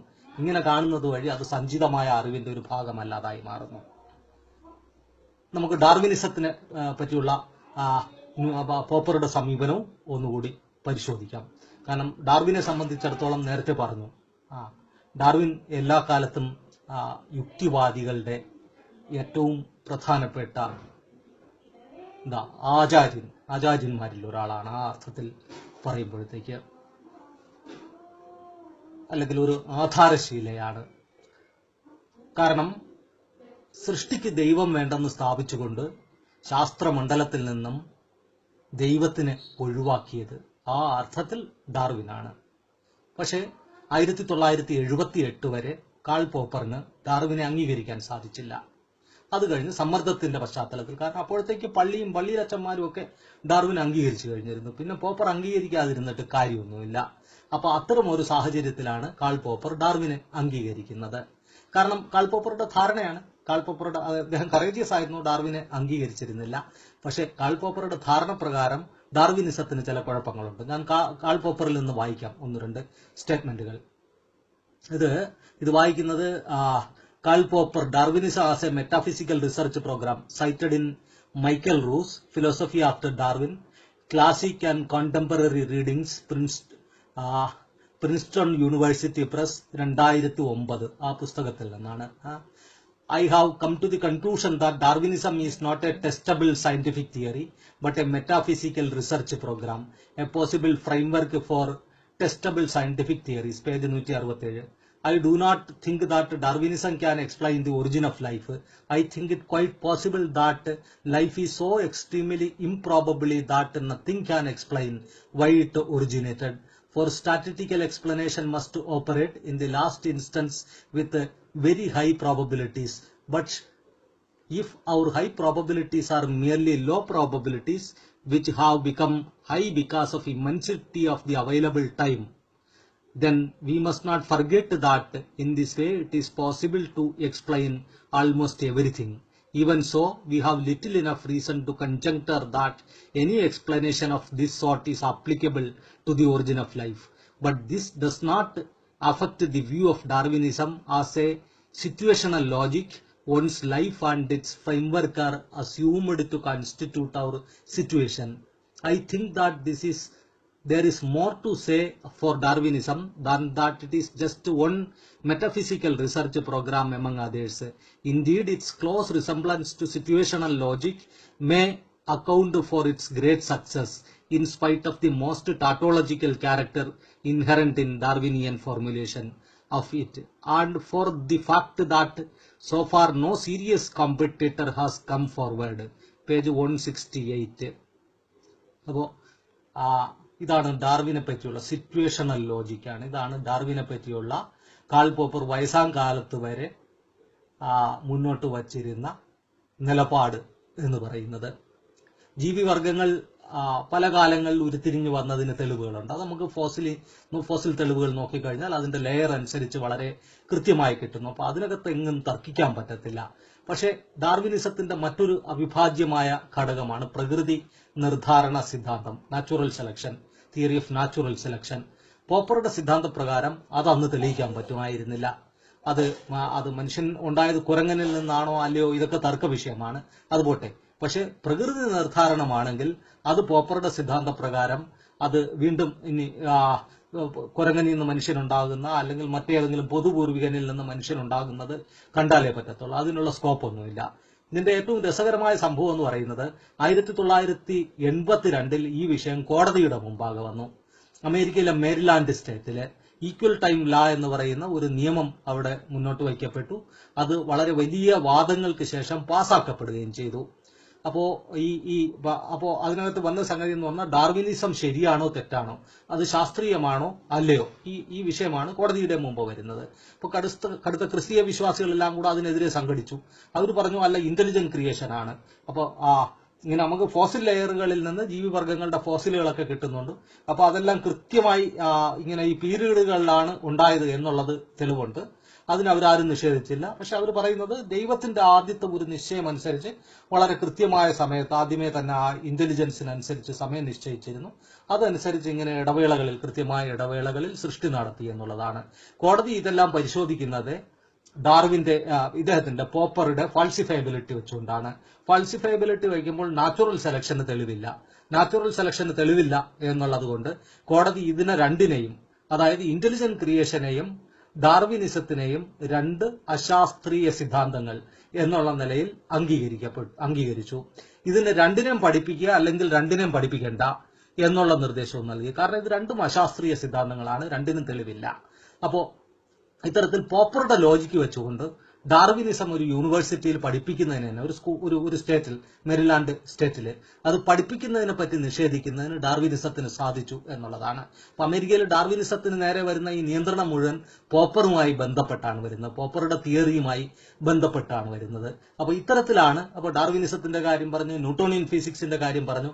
ഇത്തരത്തിൽ കഴിഞ്ഞ നൂറ്റാണ്ടിലെ പ്രധാനപ്പെട്ട മനുഷ്യരാശിക്ക് വളരെ വലിയ പുരോഗതി ഉണ്ടാക്കിയ പല മെറ്റാ തിയറികളെയും മാറ്റി നിർത്തിക്കൊണ്ട് അതിനെ സമൂഹത്തിൽ നിന്ന് അതിന്റെ ഇല്ലായ്മ ചെയ്യലിനെ സഹായിച്ചുകൊണ്ട് അവിടെയെല്ലാം ഈ ഒരു തരത്തിൽപ്പെട്ട വിശ്വാസ സിദ്ധാന്തങ്ങൾക്ക് കടന്നു വരുന്നതിനുള്ള സാഹചര്യമാണ് പോപ്പേറിയൻ സിദ്ധാന്തം യഥാർത്ഥത്തിൽ ഉണ്ടാക്കിയിരിക്കുന്നത് എന്നതും പ്രശ്നമാണ്. ഡാർവിന്റെ കൃത്യമായും തിയറി ഓഫ് ഇവല്യൂഷൻ അകത്ത് ഡീൽ ചെയ്തിട്ടില്ലെങ്കിലും മറ്റൊരു വിഷയമാണ്, ഇതുമായി ബന്ധപ്പെട്ട് വരുന്ന മറ്റൊരു വിഷയമാണ് എങ്ങനെ ജീവനുണ്ടായി എന്നത്. അജൈവ വസ്തുക്കളിൽ നിന്ന് ജീവനുണ്ടായി എന്നത് ഇന്ന് പൊതുവെ ശാസ്ത്രം അംഗീകരിച്ചിരിക്കുന്ന തത്വങ്ങളിലൊന്നാണ്. പക്ഷെ അജൈവ വസ്തുക്കളിൽ നിന്ന് ആദ്യം ഓർഗാനിക് മാറ്റർ ഉണ്ടായി, ഓർഗാനിക് മാറ്ററിൽ നിന്ന് ജീവനുണ്ടായി. ഇതിനെങ്ങനെയാണ് ഫാൾസിഫൈ ചെയ്യാൻ പറ്റുന്നത്? ഇതും ഫാൾസിഫൈ ചെയ്തിട്ടുള്ള സിദ്ധാന്തങ്ങളിലൊന്നല്ല. അതിനെ ഫാൾസിഫൈ ചെയ്യാൻ പറ്റിയിട്ടില്ല എന്ന് പറഞ്ഞു കഴിഞ്ഞാൽ അതിനർത്ഥം എന്ന് പറയുന്നത് ദൈവം സൃഷ്ടിച്ചു എന്ന് പറയുന്നതും ഇത്തരത്തിൽ അജൈവ വസ്തുക്കളിൽ നിന്ന് ജീവനുണ്ടായി എന്ന് പറയുന്നതും തുല്യ പ്രാധാന്യമുള്ള സിദ്ധാന്തങ്ങളായി, രണ്ടും അശാസ്ത്രീയ സിദ്ധാന്തങ്ങളായി മാറുന്നു എന്നതാണ്. അപ്പോൾ പ്രശ്നം എന്ന് പറയുന്നത് വീണ്ടും അവിടെ തന്നെ എത്തുന്നു. പോപ്പർ ഇവിടെയും ദൈവത്തിന്റെ കൂടെയാണ്. നമുക്ക് ഏതാനും വാക്കുകൾ ഈ ആധുനിക വൈരുദ്ധ്യവാദത്തിന്റെ ആരംഭത്തിനെ പറ്റിയും ആ സമയത്തുണ്ടായിരുന്ന ചില ചർച്ചകളെയും പറ്റി കൂടി പരിശോധിക്കാവുന്നതാണ്. നേരത്തെ തന്നെ ഒരു സംഗതി പറഞ്ഞു, അതായത് ഈ പാറ്റേണിനെ പറ്റിയുള്ള വിമർശനം, അത് യുക്തിവാദി മാർക്സിസത്തിനെതിരെ പറയുമ്പോൾ മാർക്സിസം ഉണ്ടാകുന്നതിന് മുമ്പ്, ഹെഗലിയൻ ലോജിക്ക് ഉണ്ടാകുന്നതിന് മുമ്പ് ഡേവിഡ് ഹ്യൂം എൻലൈറ്റൻമെന്റ് റാഷണലിസത്തിനെതിരെ ഉന്നയിച്ച ആരോപണമാണ് അത് പാറ്റേൺ ആണ് എന്ന് പറയുന്നത്. അപ്പൊ അത് നമുക്ക് ഒന്നുകൂടി പരിശോധിക്കുകയാണെന്നുണ്ടെങ്കിൽ ആ അവസ്ഥ എങ്ങനെ കാര്യങ്ങൾ വൈരുദ്ധ്യവാദത്തിലേക്ക് കൊണ്ടെത്തിച്ചു എന്നുള്ളത്. നമ്മളിപ്പോൾ നവോത്ഥാന കാലഘട്ടത്തിനെ പറ്റി പറയുമ്പോൾ അതിന്റെ ആവേശം അല്ലെങ്കിൽ അതിന്റെ ആ സങ്കല്പം എന്താണ്? വോൾട്ടയറിലൂടെ വരുന്ന സങ്കല്പമാണ്. അതായത് യുക്തിയുടെ മുമ്പിൽ എന്തിനാണോ നിലനിൽക്കാൻ പറ്റാത്തത് അത് മരിച്ചു വീഴണം. That what cannot stand before logic should perish. Voltaire അങ്ങനെയാണ് പറയുന്നത്. അങ്ങനെ യുക്തി എല്ലാത്തിന്റെയും അടിസ്ഥാനമായി, ആ യുക്തിയുടെ കാര്യകാരണ ബന്ധം, ആ യുക്തിയുടെ അടിസ്ഥാനത്തിൽ സമൂഹത്തിൽ നിലനിന്ന എല്ലാ സ്ഥാപനങ്ങളും, എല്ലാ വിശ്വാസങ്ങളും, എല്ലാ സങ്കല്പങ്ങളും പുനഃപരിശോധിക്കപ്പെട്ടു. ഈ കാലഘട്ടത്തിനെ തുടർന്നാണ് ചരിത്രത്തിൽ ഡേവിഡ് ഹ്യൂമിന്റെ കാലഘട്ടം വരുന്നത്. എന്ത് തരത്തിലുള്ള വിമർശന ബുദ്ധിയോടെയാണോ നവോത്ഥാന കാലഘട്ടത്തിൽ എല്ലാ സ്ഥാപനങ്ങളും സങ്കല്പങ്ങളും യുക്തിയാൽ പരിശോധിക്കപ്പെട്ടത്, അതേ വിമർശന ബുദ്ധിയോടെ അദ്ദേഹം യുക്തിയുടെ അടിസ്ഥാനത്തിനെ ചോദ്യം ചെയ്തു. നമ്മുടെ ചിന്തയുടെ അടിസ്ഥാനം വസ്തുക്കളിൽ നിന്നുള്ള ഇംപ്രഷൻസ് ആണ് എന്ന് പറഞ്ഞ അദ്ദേഹം രണ്ട് ഇംപ്രഷനുകളെ തമ്മിൽ കണക്ട് ചെയ്യുന്ന മെക്കാനിസം ഇല്ലെന്നും യുക്തി ഒരു പാറ്റേൺ അഥവാ ഒരു വിശ്വാസം മാത്രമാണെന്നും പറഞ്ഞു. അതുവഴി അദ്ദേഹം കാര്യകാരണ ബന്ധം എന്ന സങ്കല്പത്തിനെ നിഷേധിച്ചു. അതൊരു വിശ്വാസത്തിനപ്പുറം ഒന്നുമല്ല എന്നും പറഞ്ഞു. അദ്ദേഹത്തിന്റെ ചില വാചകങ്ങൾ നേരത്തെ ഞാൻ വിശദീകരിക്കുകയും ചെയ്തു. അനുഭവാധിഷ്ഠിത തത്വചിന്തയുടെ ആധാരമായ തെളിവില്ലാത്ത ഒന്നിനെയും വിശ്വസിക്കില്ല എന്ന നിലപാട് തന്നെയാണ് യുക്തിയെ പരിശോധിക്കുന്നതിനും അദ്ദേഹം എടുത്തത്. അതുവഴി യുക്തിയെ ഒരു വിശ്വാസമാക്കി മാറ്റി അദ്ദേഹം ശാസ്ത്രത്തിന്റെ മുഴുവൻ സങ്കല്പങ്ങളെയും സംശയത്തിൽ കൊണ്ടെത്തിച്ചു. അദ്ദേഹം കാര്യകാരണ ബന്ധത്തിനെ നിഷേധിക്കാൻ ആരംഭിക്കുന്നത് ഇൻഡക്റ്റീവ് ലോജിക്കിലുള്ള അദ്ദേഹത്തിന്റെ അവിശ്വാസത്തിൽ നിന്നുമാണ്. ഇൻഡക്റ്റീവ് ലോജിക്കിനെ വിശ്വാസത്തിൽ എടുക്കാൻ കഴിയില്ല എന്നും ആ യുക്തിക്ക് മതിയായ തെളിവുകളില്ല എന്നുമാണ് അദ്ദേഹം പറഞ്ഞത്. അദ്ദേഹം പറഞ്ഞ ചില ഉദാഹരണങ്ങൾ, ഇപ്പോൾ പ്രസിദ്ധമായ ഹ്യൂമിയൻ വാചകം, ഇന്നലെ വരെ സൂര്യൻ ഉദിച്ചു, ഇന്നും രാവിലെ ഉദിച്ചു.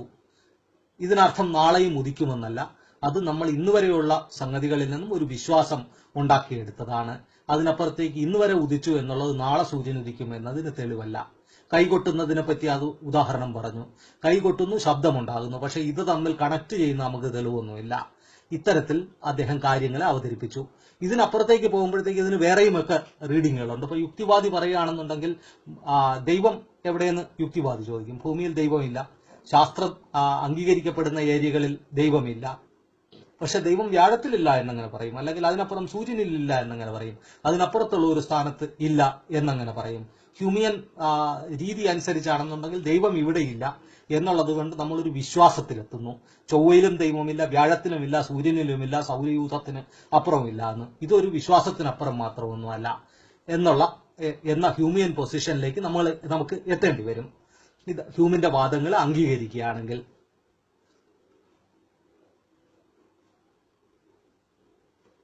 ശാസ്ത്രത്തിനെ സംബന്ധിച്ചിടത്തോളം ശാസ്ത്രത്തിന്റെ മിക്കവാറും സിദ്ധാന്തങ്ങൾ ഇൻഡക്റ്റീവ് ലോജിക്കിന്റെ അടിസ്ഥാനത്തിലുള്ളതും കാര്യകാരണ ബന്ധത്തിൽ അധിഷ്ഠിതവുമാണ്.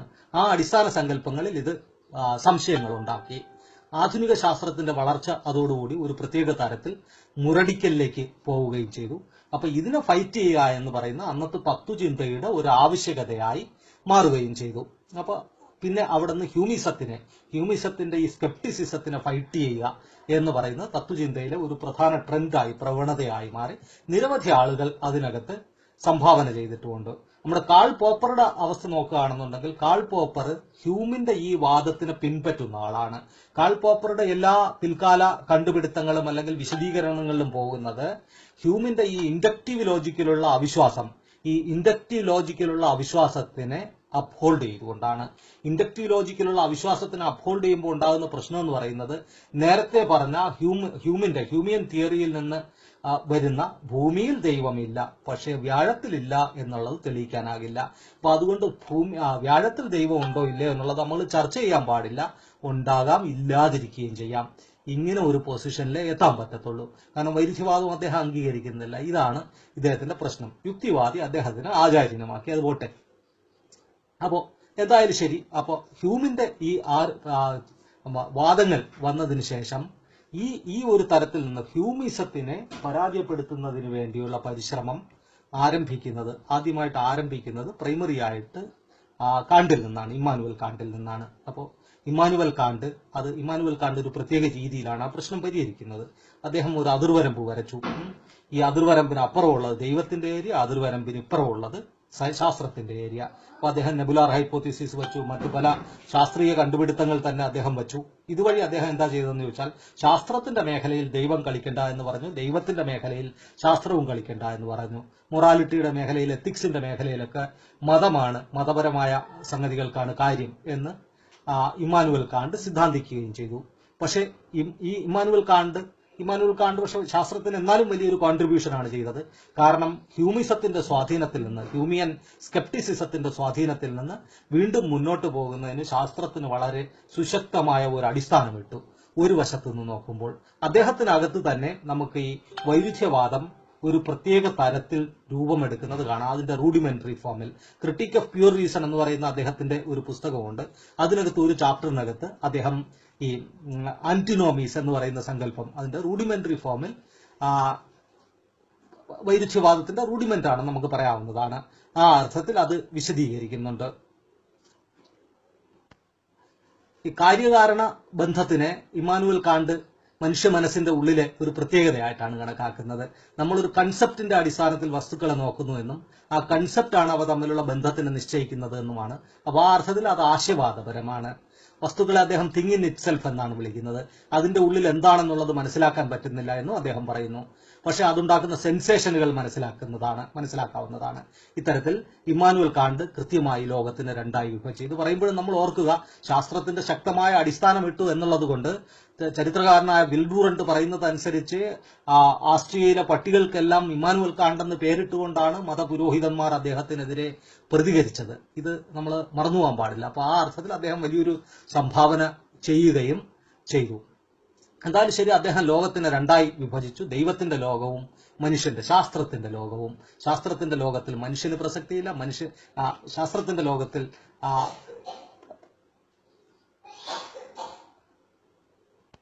ശാസ്ത്രത്തിന്റെ ലോകത്തിൽ ദൈവത്തിന് പ്രസക്തിയില്ല, ദൈവത്തിന്റെ ലോകത്തിൽ ശാസ്ത്രത്തിനും പ്രസക്തിയില്ല. ഇത്തരത്തിൽ ലോകത്തിന് രണ്ടായി വിഭജിച്ചുകൊണ്ടുള്ള കാന്റിന്റെ തത്വചിന്തയ്ക്ക് ഒരുപാട് കാലം നിലനിൽക്കാനാകുമായിരുന്നില്ല. പക്ഷെ ഇത് പറയുമ്പോൾ തന്നെ മനസ്സിലാക്കേണ്ടതുണ്ട്, ജർമ്മൻ ആശയവാദത്തിന്റെ പിതാവായ അദ്ദേഹം വളരെ വലിയ സംഭാവന ഇതുവഴി തൽക്കാലത്തേക്ക് ശാസ്ത്രത്തിന് ചെയ്യുകയായിരുന്നു. അപ്പൊ അത്തരത്തിൽ തൽക്കാലത്തേക്ക് ഹ്യൂമിയൻ ആശയങ്ങളിൽ നിന്നും കാണ്ട് ശാസ്ത്രത്തിനെ രക്ഷിക്കുകയാണ് ചെയ്തത്. തത്വചിന്തകന്മാരുടെ മുന്നിൽ അടുത്ത കീറാമുട്ടിയായത് ലോകത്തിനെ വീണ്ടും ഏകീകരിക്കുക എന്നതായിരുന്നു. വൈരുദ്ധ്യവാദത്തിലൂടെയാണ് ഇത് പിന്നെ സാധിക്കുന്നത്. അപ്പോൾ ഒരു unity of the world, universal Inter connection, അത് വസ്തുനിഷ്ഠ പ്രപഞ്ചത്തിലുള്ള എല്ലാ സംഗതികളും അങ്ങോട്ടും ഇങ്ങോട്ടും ബന്ധപ്പെട്ടതാണ്. അതുപോലെ തന്നെ ഭൂതവും വർത്തമാനവും ഭാവിയുമായും ബന്ധപ്പെട്ടതാണ്. ഈ പരസ്പര ബന്ധത്തിന്റെ സിദ്ധാന്തം എന്ന നിലയിലാണ് യൂണിവേഴ്സൽ ഇന്റർ കണക്ഷൻ, ഭൂതവും ഭാവിയും മുതൽ എല്ലാം തമ്മിലുള്ള ബന്ധത്തിന്റെ സിദ്ധാന്തം എന്ന നിലയിലാണ് ഡയലക്ടിക്സ് വരുന്നത്. അപ്പോൾ അതിനകത്ത് ആദ്യം ഷെല്ലിങ്, ഫിഷെ തുടങ്ങിയ ആൾക്കാർ ഗവേഷണം നടത്തി. ഫിഷയുടെ സങ്കല്പമാണ് തിസിസ്, ആന്റിതിസിസ്, സിന്തസിസ്. അതിന്റെ ആദ്യ രൂപങ്ങളിലൊന്നാണ് തിസിസ്, ആന്റിതിസിസ്, സിന്തസിസ്. അല്ലെങ്കിൽ അതിനെ ഫിഷയുടെ ട്രയാഡ് എന്ന് പറയുന്നു. അപ്പോൾ കാൾ പോപ്പർ മാർക്സിസത്തിനെ വിമർശിക്കുന്നതിന് വേണ്ടി എടുത്ത് വിമർശിക്കുന്നത് ഫിഷയുടെ ഈ സിദ്ധാന്തത്തിനെയാണ്. നേരെ തിരിച്ച് ഹെഗൽ ഇതിനെപ്പറ്റി പറഞ്ഞിട്ടില്ല. എംഗൽസ് ഇതിനെ, ഈ തിസിസ്, ആന്റിതിസിസ്, സിന്തസിസ് എന്ന് പറയുന്ന തത്വത്തിനെ പരിഹാസത്തോടെയാണ് കണ്ടത്. പല സമയത്ത് ഒരു ശകലം തമാശ കൂടി ചേർത്താണ് അദ്ദേഹം റെഫർ ചെയ്യുന്നത്. പക്ഷെ കാൾ പോപ്പർ മാർക്സിസത്തിനെ വിമർശിക്കുന്നതിന് വേണ്ടി അതിന്റെ ഈ ഒരു റൂഡിമെന്ററി ഫോം, അതായത് നിങ്ങൾ ഡാർവിനിസത്തിനെ വിമർശിക്കുന്നതിന് വേണ്ടി ലമാർക്കിനെ വിമർശിക്കുന്നത് പോലെ, കാരണം ലമാർക്ക് പ്രകൃതിപരമായ കാരണങ്ങൾ കൊണ്ടാണ് മാറ്റം സംഭവിക്കുന്നത് എന്ന ഒരു സങ്കല്പം മുന്നോട്ട് വെച്ചു. ആ അർത്ഥത്തിൽ ലമാർക്കിന്റെ സിദ്ധാന്തം തെറ്റാകുമ്പോഴും അതിനകത്തൊരു പുരോഗതിയുണ്ട്. അപ്പോ ഇത്തരത്തിൽ ഡാർവിനിസത്തിനെ നിഷേധിക്കുന്നതിന് വേണ്ടി ലമാർക്കിനെ പരിഹസിക്കുന്ന രീതിയിൽ മാർക്സിനെ വിമർശിക്കുന്നതിന് വേണ്ടി മാർക്സിന് എത്രയോ കാലം മുമ്പുള്ള ഫിഷയുടെ സിദ്ധാന്തത്തിനെ എടുത്തു വെച്ചുകൊണ്ട് അതിനെ വിമർശിക്കുകയാണ് കാൾ പോപ്പർ ചെയ്യുന്നത്. കാരണം ഈ തിസിസ്, ആന്റിതിസിസ്, സിന്തസിസ് സങ്കല്പം ഉണ്ടെന്നുണ്ടെങ്കിൽ പിന്നെ റെവല്യൂഷൻ, ഇത്തരം സംഗതികളെ പറ്റിയുള്ള നിലനിൽക്കുന്നത് ലീനിയർ സങ്കല്പമാണ്. അതല്ല ശരി. അപ്പോ അതുകൊണ്ടാണ് ഇതിനെ എംഗൽസിനെ പോലുള്ള ആൾക്കാർ പരിഹാസത്തോടുകൂടി കണ്ടത്. അപ്പോൾ അവിടെ നിന്ന് നമ്മൾ ഫിഷയുടെ സങ്കല്പത്തിൽ നിന്ന് മുന്നോട്ട് പോകുമ്പോഴാണ് ഹെഗൽ വളരെ കോംപ്ലക്സ് ആയ ഒരു സിസ്റ്റത്തിലൂടെ, ലോജിക്കൽ സിസ്റ്റത്തിലൂടെ പ്രപഞ്ചത്തിലെ എല്ലാം അങ്ങോട്ടും ഇങ്ങോട്ടും പരസ്പര ബന്ധിതമാണ് എന്നും ഭൂതവും വർത്തമാനവും ഭാവിയും മാത്രമല്ല പ്രപഞ്ചത്തിലെ മുഴുവൻ ഭാഗങ്ങളും അങ്ങോളം ഇങ്ങോളം പരസ്പര ബന്ധിതമാണ് എന്ന് സിദ്ധാന്തിക്കുന്നത്. അങ്ങനെയാണ് ആധുനിക വൈരുദ്ധ്യവാദം സംജാതമാകുന്നത്. അപ്പൊ അത്തരത്തിൽ ആധുനിക വൈരുദ്ധ്യവാദം വീണ്ടും സംജാതമാകുന്നതോടുകൂടി ഈ നേരത്തെ പറഞ്ഞ ചൊവ്വായിൽ ദൈവം ഇരിക്കാം എന്നുള്ള സംഗതിയും, അല്ലെങ്കിൽ ശാസ്ത്രത്തിന്റെ സാമ്രാജ്യവും ദൈവത്തിന്റെ സാമ്രാജ്യവും രണ്ടാണ് എന്നുള്ളതും, ഇത്തരം സങ്കല്പങ്ങളെല്ലാം പോവുകയും വീണ്ടും യൂണിഫൈഡ് ആയ ശാസ്ത്രത്തിന്റെ ലോകം വീണ്ടും രംഗപ്രവേശം ചെയ്യുകയും ചെയ്തു. ഇതാണ് ആധുനിക വൈരുദ്ധ്യവാദത്തിന്റെ പശ്ചാത്തലം എന്ന് പറയുന്നത്. ആധുനിക വൈദ്യുതിശാസ്ത്രം അല്ലെങ്കിൽ വൈദ്യുതിവാദം പ്രയോഗിക്കുന്നതോടുകൂടി എല്ലാം ഇന്റർ കണക്റ്റഡ് ആണ് എന്ന് മാത്രമല്ല എല്ലാ ശാസ്ത്രീയ ധാരണകൾ തമ്മിലുള്ള ഇന്റർ കണക്ഷനിലേക്കും എത്താൻ പറ്റുന്നു. ഇതോടുകൂടി സഞ്ചിതമായ അറിവ് എന്ന് പറയുന്ന സങ്കല്പം വീണ്ടും വരുന്നു. കാൾ പോപ്പറുടെ സിദ്ധാന്തം അവതരിപ്പിച്ചു കഴിഞ്ഞാലുള്ള പ്രശ്നം എന്ന് പറയുന്നത് സഞ്ചിതമായ അറിവില്ല. അവിടെ ഫാൾസിഫൈ ചെയ്യപ്പെട്ട ന്യൂട്ടോണിയൻ ഫിസിക്സും നമുക്കൊന്നും ഉറപ്പിച്ചു പറയാൻ പറ്റാത്ത ശാസ്ത്രമാണുള്ളത്. ശാസ്ത്രത്തിന് അത് തെറ്റാണെന്ന് തെളിയിക്കാനേ പറ്റത്തുള്ളൂ, അത് ശരിയാണെന്ന് ഒരിക്കലും ഉറപ്പിച്ചു പറയാൻ പറ്റത്തില്ല. അത്തരത്തിലുള്ള ശാസ്ത്രം മാത്രമാണുള്ളത്. യുക്തിവാദികൾക്ക് അതുപോലും മനസ്സിലാക്കാൻ പറ്റുന്നില്ല. കാരണം അവർ ദൈവമില്ല എന്നുള്ളത് ഉറപ്പിച്ചു പറയുന്നുണ്ട്. കാൾ പോപ്പറുടെ സിദ്ധാന്തം, അവരുടെ ആചാര്യന്റെ സിദ്ധാന്തം വരുമ്പോഴത്തേക്ക് അങ്ങനെ ഉറപ്പിച്ചു പറയാൻ പറ്റത്തില്ല. കാരണം അതിലേക്ക് നയിക്കുന്ന സിദ്ധാന്തങ്ങൾ നാളെ തെറ്റാണെന്ന് തെളിയിക്കപ്പെടാവുന്നതാണ്. നേരെ തിരിച്ച് വൈരുദ്ധ്യവാദത്തിനെ സംബന്ധിച്ചിടത്തോളം അങ്ങനെയല്ല. ശാസ്ത്രത്തിനും അതിന്റെ ശാസ്ത്ര തത്വങ്ങൾക്ക് അബ്സല്യൂട്ട് സ്വഭാവമുണ്ട് എന്നുള്ളത് കൊണ്ട് തന്നെ ഈ മാറ്റർ ഉള്ള എല്ലാ സ്ഥലങ്ങളിലും law of conservation of matter പ്രായോഗികമാണ്, അത് അബ്സല്യൂട്ടാണ്. അതുകൊണ്ട് തന്നെ അത്തരത്തിലൊരു ദൈവത്തിന്റെ ഒന്നും ആവശ്യം വരുന്നില്ല. അപ്പോ ഇതിനകത്തുള്ള കാര്യങ്ങളെയാണ് നേരത്തെ ഞാൻ പറഞ്ഞു. ഡേവിഡ്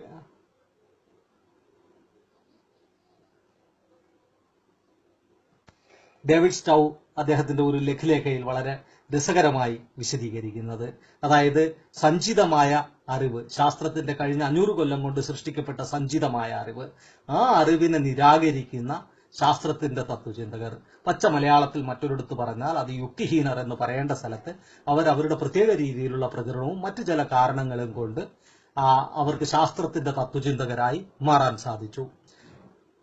ഡേവിഡ് ഹ്യൂമിന്റെ ഈ ഇൻഡക്റ്റീവ് ലോജിക്കിലുള്ള അവിശ്വാസത്തിൽ നിന്നാണ് കാൾ പോപ്പർ തുടങ്ങുന്നതെന്നുണ്ടെങ്കിൽ കാൾ പോപ്പറുടെ സിദ്ധാന്തം എവിടെ നിന്നാണ് വരുന്നത്? കാൾ പോപ്പറുടെ സിദ്ധാന്തം ഫാൾസിഫയബിലിറ്റി ഡിഡക്റ്റീവ് ലോജിക്കിൽ നിന്നല്ല വരുന്നത്. അത് വരുന്നത് കാൾ പോപ്പർ നിഷേധിക്കുന്ന ഇൻഡക്റ്റീവ് ലോജിക്കിൽ നിന്നാണ്. അത് മറ്റൊരു കാര്യം. അപ്പോൾ ഇങ്ങനെയും ഇത്തരത്തിലാണ് കാര്യങ്ങളുടെ അവസ്ഥ കിടക്കുന്നതെന്ന് പറയുന്നത്. അപ്പോൾ ആ സിദ്ധാന്തം വെച്ച് നോക്കുമ്പോൾ നേരത്തെ പറഞ്ഞതുപോലെ ന്യൂട്ടോണിയൻ സിദ്ധാന്തം ഫാൾസിഫൈ ചെയ്യപ്പെട്ടു, മറ്റു പല സിദ്ധാന്തങ്ങളും ഫാൾസിഫൈ ചെയ്യപ്പെട്ടു. ഇത്തരത്തിലുള്ള ഒരവസ്ഥയാണുള്ളത്. അപ്പോൾ ഇതിനെ ഇന്റർ കണക്ട് ചെയ്യാനായി പറ്റുന്നില്ല. ഈ ഡേവിഡ് സ്റ്റൗ പറയുന്ന അനുസരിച്ച് മേൽപ്പറഞ്ഞ 4 യുക്തിഹീനരും ഒരു പൊതു തത്വത്തിൽ നിന്നാണ് ആരംഭിക്കുന്നത്. ഡേവിഡ് ഹ്യൂം മുന്നോട്ട് വെച്ച ഇൻഡക്റ്റീവ് ലോജിക്കിലുള്ള അവിശ്വാസം, കാൾ പോപ്പർ ആദ്യം അംഗീകരിച്ച ഈ അടിസ്ഥാന തത്വത്തിന് മേൽപ്പറഞ്ഞ 3 പേരും തുടർന്ന് അംഗീകരിച്ചു. അതുകൊണ്ടാണ് ആദ്യം തോമസ് കൂനും പിന്നീട് ഇമ്രെ ലാക്കട്ടോസും അനുഭവത്തിന്റെ അടിസ്ഥാനത്തിൽ ചില പ്രശ്നങ്ങൾ പരിഹരിക്കുന്നതിന് വേണ്ടി പരിശ്രമിച്ചെങ്കിലും അടിസ്ഥാനപരമായി അവരെല്ലാം ഒരേ സ്ഥാനത്ത് തന്നെ നിലനിൽക്കുന്നത്. പ്രായോഗിക തലത്തിൽ പോപ്പർ സങ്കല്പങ്ങൾ അഭിമുഖീകരിച്ച പ്രശ്നങ്ങൾ പരിഹരിക്കുന്നതിന് വേണ്ടി അദ്ദേഹത്തിന്റെ ശിഷ്യന്മാർ പ്രത്യേകിച്ച് അവർക്കത് നിരാകരിക്കാനായിട്ട് പറ്റിയിട്ടില്ല. പക്ഷെ അതേസമയം പല സ്ഥലങ്ങളിലും അവർ പോപ്പറെ ഏതാണ്ട് നിരാകരിച്ചു. കാരണം പ്രായോഗിക പ്രശ്നങ്ങൾക്ക് ഉത്തരം കണ്ടെത്താൻ പറ്റുന്നില്ല. തുടർന്ന് തോമസ് കൂൻ പാരഡൈം ഷിഫ്റ്റിന്റെ ചരിത്രം പറഞ്ഞു. ഇമ്രെ ലാക്കട്ടോ സയന്റിഫിക് റിസർച്ച് പ്രോഗ്രാമുകളെ പറ്റി പറഞ്ഞു. അതൊക്കെ തന്നെ പോപ്പറുടെ യുക്തി കൊണ്ട് ശാസ്ത്രലോകത്തുണ്ടായ എതിർവാദങ്ങൾക്ക് മറുപടി പറയാൻ പറ്റാത്തതിനാലാണ്. ഫെറാബന്റ് ഒരു തത്വചിന്തയ്ക്കും ശാസ്ത്രം വഴങ്ങില്ല എന്ന് പറഞ്ഞുകൊണ്ട് പോപ്പറെ തള്ളിപ്പറഞ്ഞു. ഇതിൽ ഓരോരുത്തരും അതേസമയം കുറച്ച് മുന്നോട്ട് പോകുന്നുണ്ട്. തോമസ് കൂൻ പോപ്പറിനേക്കാൾ ഒരു ശകലം മുന്നോട്ട് പോയി, കൂനിനേക്കാൾ ഏറെ മുന്നോട്ട് പോയി ഇമ്രെ ലാക്കട്ടോസ്. പ്രായോഗിക പ്രശ്നങ്ങളാണ് അവരെ അവിടെ കൊണ്ടെത്തിക്കുന്നത്. ലാക്കട്ടോസ് മാർക്സിസ്റ്റ് പൊളിറ്റിക്കൽ എക്കോണമിയെ ന്യായീകരിച്ചു. തിയറി ഓഫ് സർപ്ലസ് വാല്യൂവും തിയറി ഓഫ് വാല്യൂവും ഒക്കെ തന്നെ ശരിയാണ്, ഫാൾസിഫയബിൾ ആണ് എന്നുള്ള ഒരു പൊസിഷനാണ് ഇമ്രെ ലാക്കട്ടോസ് എടുക്കുന്നത്. പക്ഷെ ഇത് പറയുമ്പോഴും ഈ പറയുന്ന ആൾക്കാർക്ക് വീണ്ടും സഞ്ചിതമായ ശാസ്ത്രത്തിന്റെ അറിവ് എന്ന് പറയുന്ന തത്വത്തിന് അല്ലെങ്കിൽ ആ സങ്കല്പത്തിലേക്ക് എത്താൻ പറ്റുന്നുമില്ല. തോമസ് കൂൻ അറിവ് ചരിത്രപരമാണെന്ന് പറയുമ്പോൾ അറിവിന്റെ ആപേക്ഷികമായ വശത്തിനെ ആ ധാരണ അംഗീകരിക്കുന്നു. കാലം മാറുമ്പോൾ അറിവ് മാറുന്നു. എന്നാൽ ഒരിക്കൽ പരീക്ഷണ നിരീക്ഷണങ്ങളിലൂടെ ഉരുത്തിരിഞ്ഞു വന്ന ഫലങ്ങൾ സമാന സാഹചര്യത്തിൽ വീണ്ടും ആവർത്തിക്കുന്നതാണ്. ആ അർത്ഥത്തിൽ ഓരോ ശാസ്ത്രീയ സിദ്ധാന്തത്തിനും ആത്യന്തിക സ്വഭാവമുണ്ട്. ആത്യന്തിക സ്വഭാവവും ആപേക്ഷിക സ്വഭാവവും തമ്മിലുള്ള ഇന്റർപെനട്രേഷനിലാണ് സഞ്ചിതമായ അറിവ് സങ്കല്പിക്കാനാകുന്നത്. ലെനിനും ഏണസ്റ്റ് മാക്കിന്റെ അനുയായികളും തമ്മിലുള്ള സംഘട്ടനം ഇതായിരുന്നു. മാർക്ക് സത്യം കേവലം ആപേക്ഷികമാണെന്ന് പറഞ്ഞു, ലെനിൻ അതിനെ നിഷേധിച്ചു. അറിവ് ആത്യന്തികവും ആപേക്ഷികവുമാണെന്ന് പറഞ്ഞു. ഇത് ഭൗതികവാദവും ഇന്ദ്രിയാനുഭവ വിമർശനവാദവും എന്ന് പറയുന്ന പുസ്തകത്തിൽ കാണാവുന്നതാണ്. മേൽപ്പറഞ്ഞ 4 പേരുടെയും സിദ്ധാന്തങ്ങളുടെ ആകത്തുക കഴിഞ്ഞ 4 നൂറ്റാണ്ടിൽ മനുഷ്യരാശി അപൂർവപൂർവമായ അറിവിന്റെ ഒരു സഞ്ചയം സൃഷ്ടിച്ചു എന്ന സത്യത്തിനെ നിരാകരിക്കുന്നതിലേക്കാണ് കൊണ്ടെത്തുന്നത്. ഏതൊരു സത്യത്തിന്റെയും കേവല ആപേക്ഷികമായ വശം മാത്രം ഉയർത്തിപ്പിടിക്കുന്നതിൽ നിന്നാണ് ഉത്തരാധുനിക എന്ന തത്വചിന്ത രംഗപ്രവേശം ചെയ്യുന്നത്. ഉത്തരാധുനികത എന്ന് പറയുന്നത് ഒരു തരത്തിലുള്ള ഒരു റിലേറ്റിവിസമാണ്. ചുരുക്കത്തിൽ മാർക്സിസ്റ്റ് വിരുദ്ധരുടെ പ്രചരണ ആയുധം ആയും ശാസ്ത്രത്തിലെ ഉത്തരാധുനികതയുടെ പ്രതിനിധിയായും പോപ്പർ സംഘം കേരളത്തിലെ സാമൂഹ്യ അന്തരീക്ഷത്തിൽ ഇന്ന് നിലനിൽക്കുന്നുണ്ട്. കേരളത്തിലെ ചില യുക്തിവാദികൾ അതിനകത്ത് വീണുപോയിട്ടുമുണ്ട്. ആ യുക്തിവാദികളാണ് പോപ്പർ ഇവിടെ കൊണ്ട് പ്രതിഷ്ഠിച്ചത്. അത് വേറൊരു സംഗതി. അപ്പൊ ഈ യുക്തിവാദികൾ ഏതാണ്ട് എന്താണ് ഒരു 75 കൊല്ലം മുമ്പ് ജീവിക്കുകയാണെന്ന് പറയാൻ പറ്റും. കാരണം ഇന്ന് ഈ ഫാൾസിഫയബിലിറ്റിക്ക് എന്ത് റിലവൻസ് ആണുള്ളത് ശാസ്ത്രലോകത്ത് അത് പരിശോധിക്കാവുന്നതാണ്. അപ്പോ ഇത്തരത്തിൽ അത് കേരളത്തിൽ കാര്യങ്ങൾ ഒരു തരത്തിൽ കേരളത്തിന്റെ പൊതുബോധത്തിൽ ഒരു ഉത്തരാധുനികതയിലേക്കുള്ള ഒരു മാറ്റത്തിന് പ്രതിനിധാനം ചെയ്യുന്നുണ്ട് എന്നുള്ളതാണ് ഇതിന്റെ പ്രശ്നം എന്ന് പറയുന്നത്. തൽക്കാലം ഞാൻ ഇവിടെ കൊണ്ട് അവസാനിപ്പിക്കുകയാണ്. ഇത് കേട്ട എല്ലാവർക്കും നന്ദി പറയുന്നു.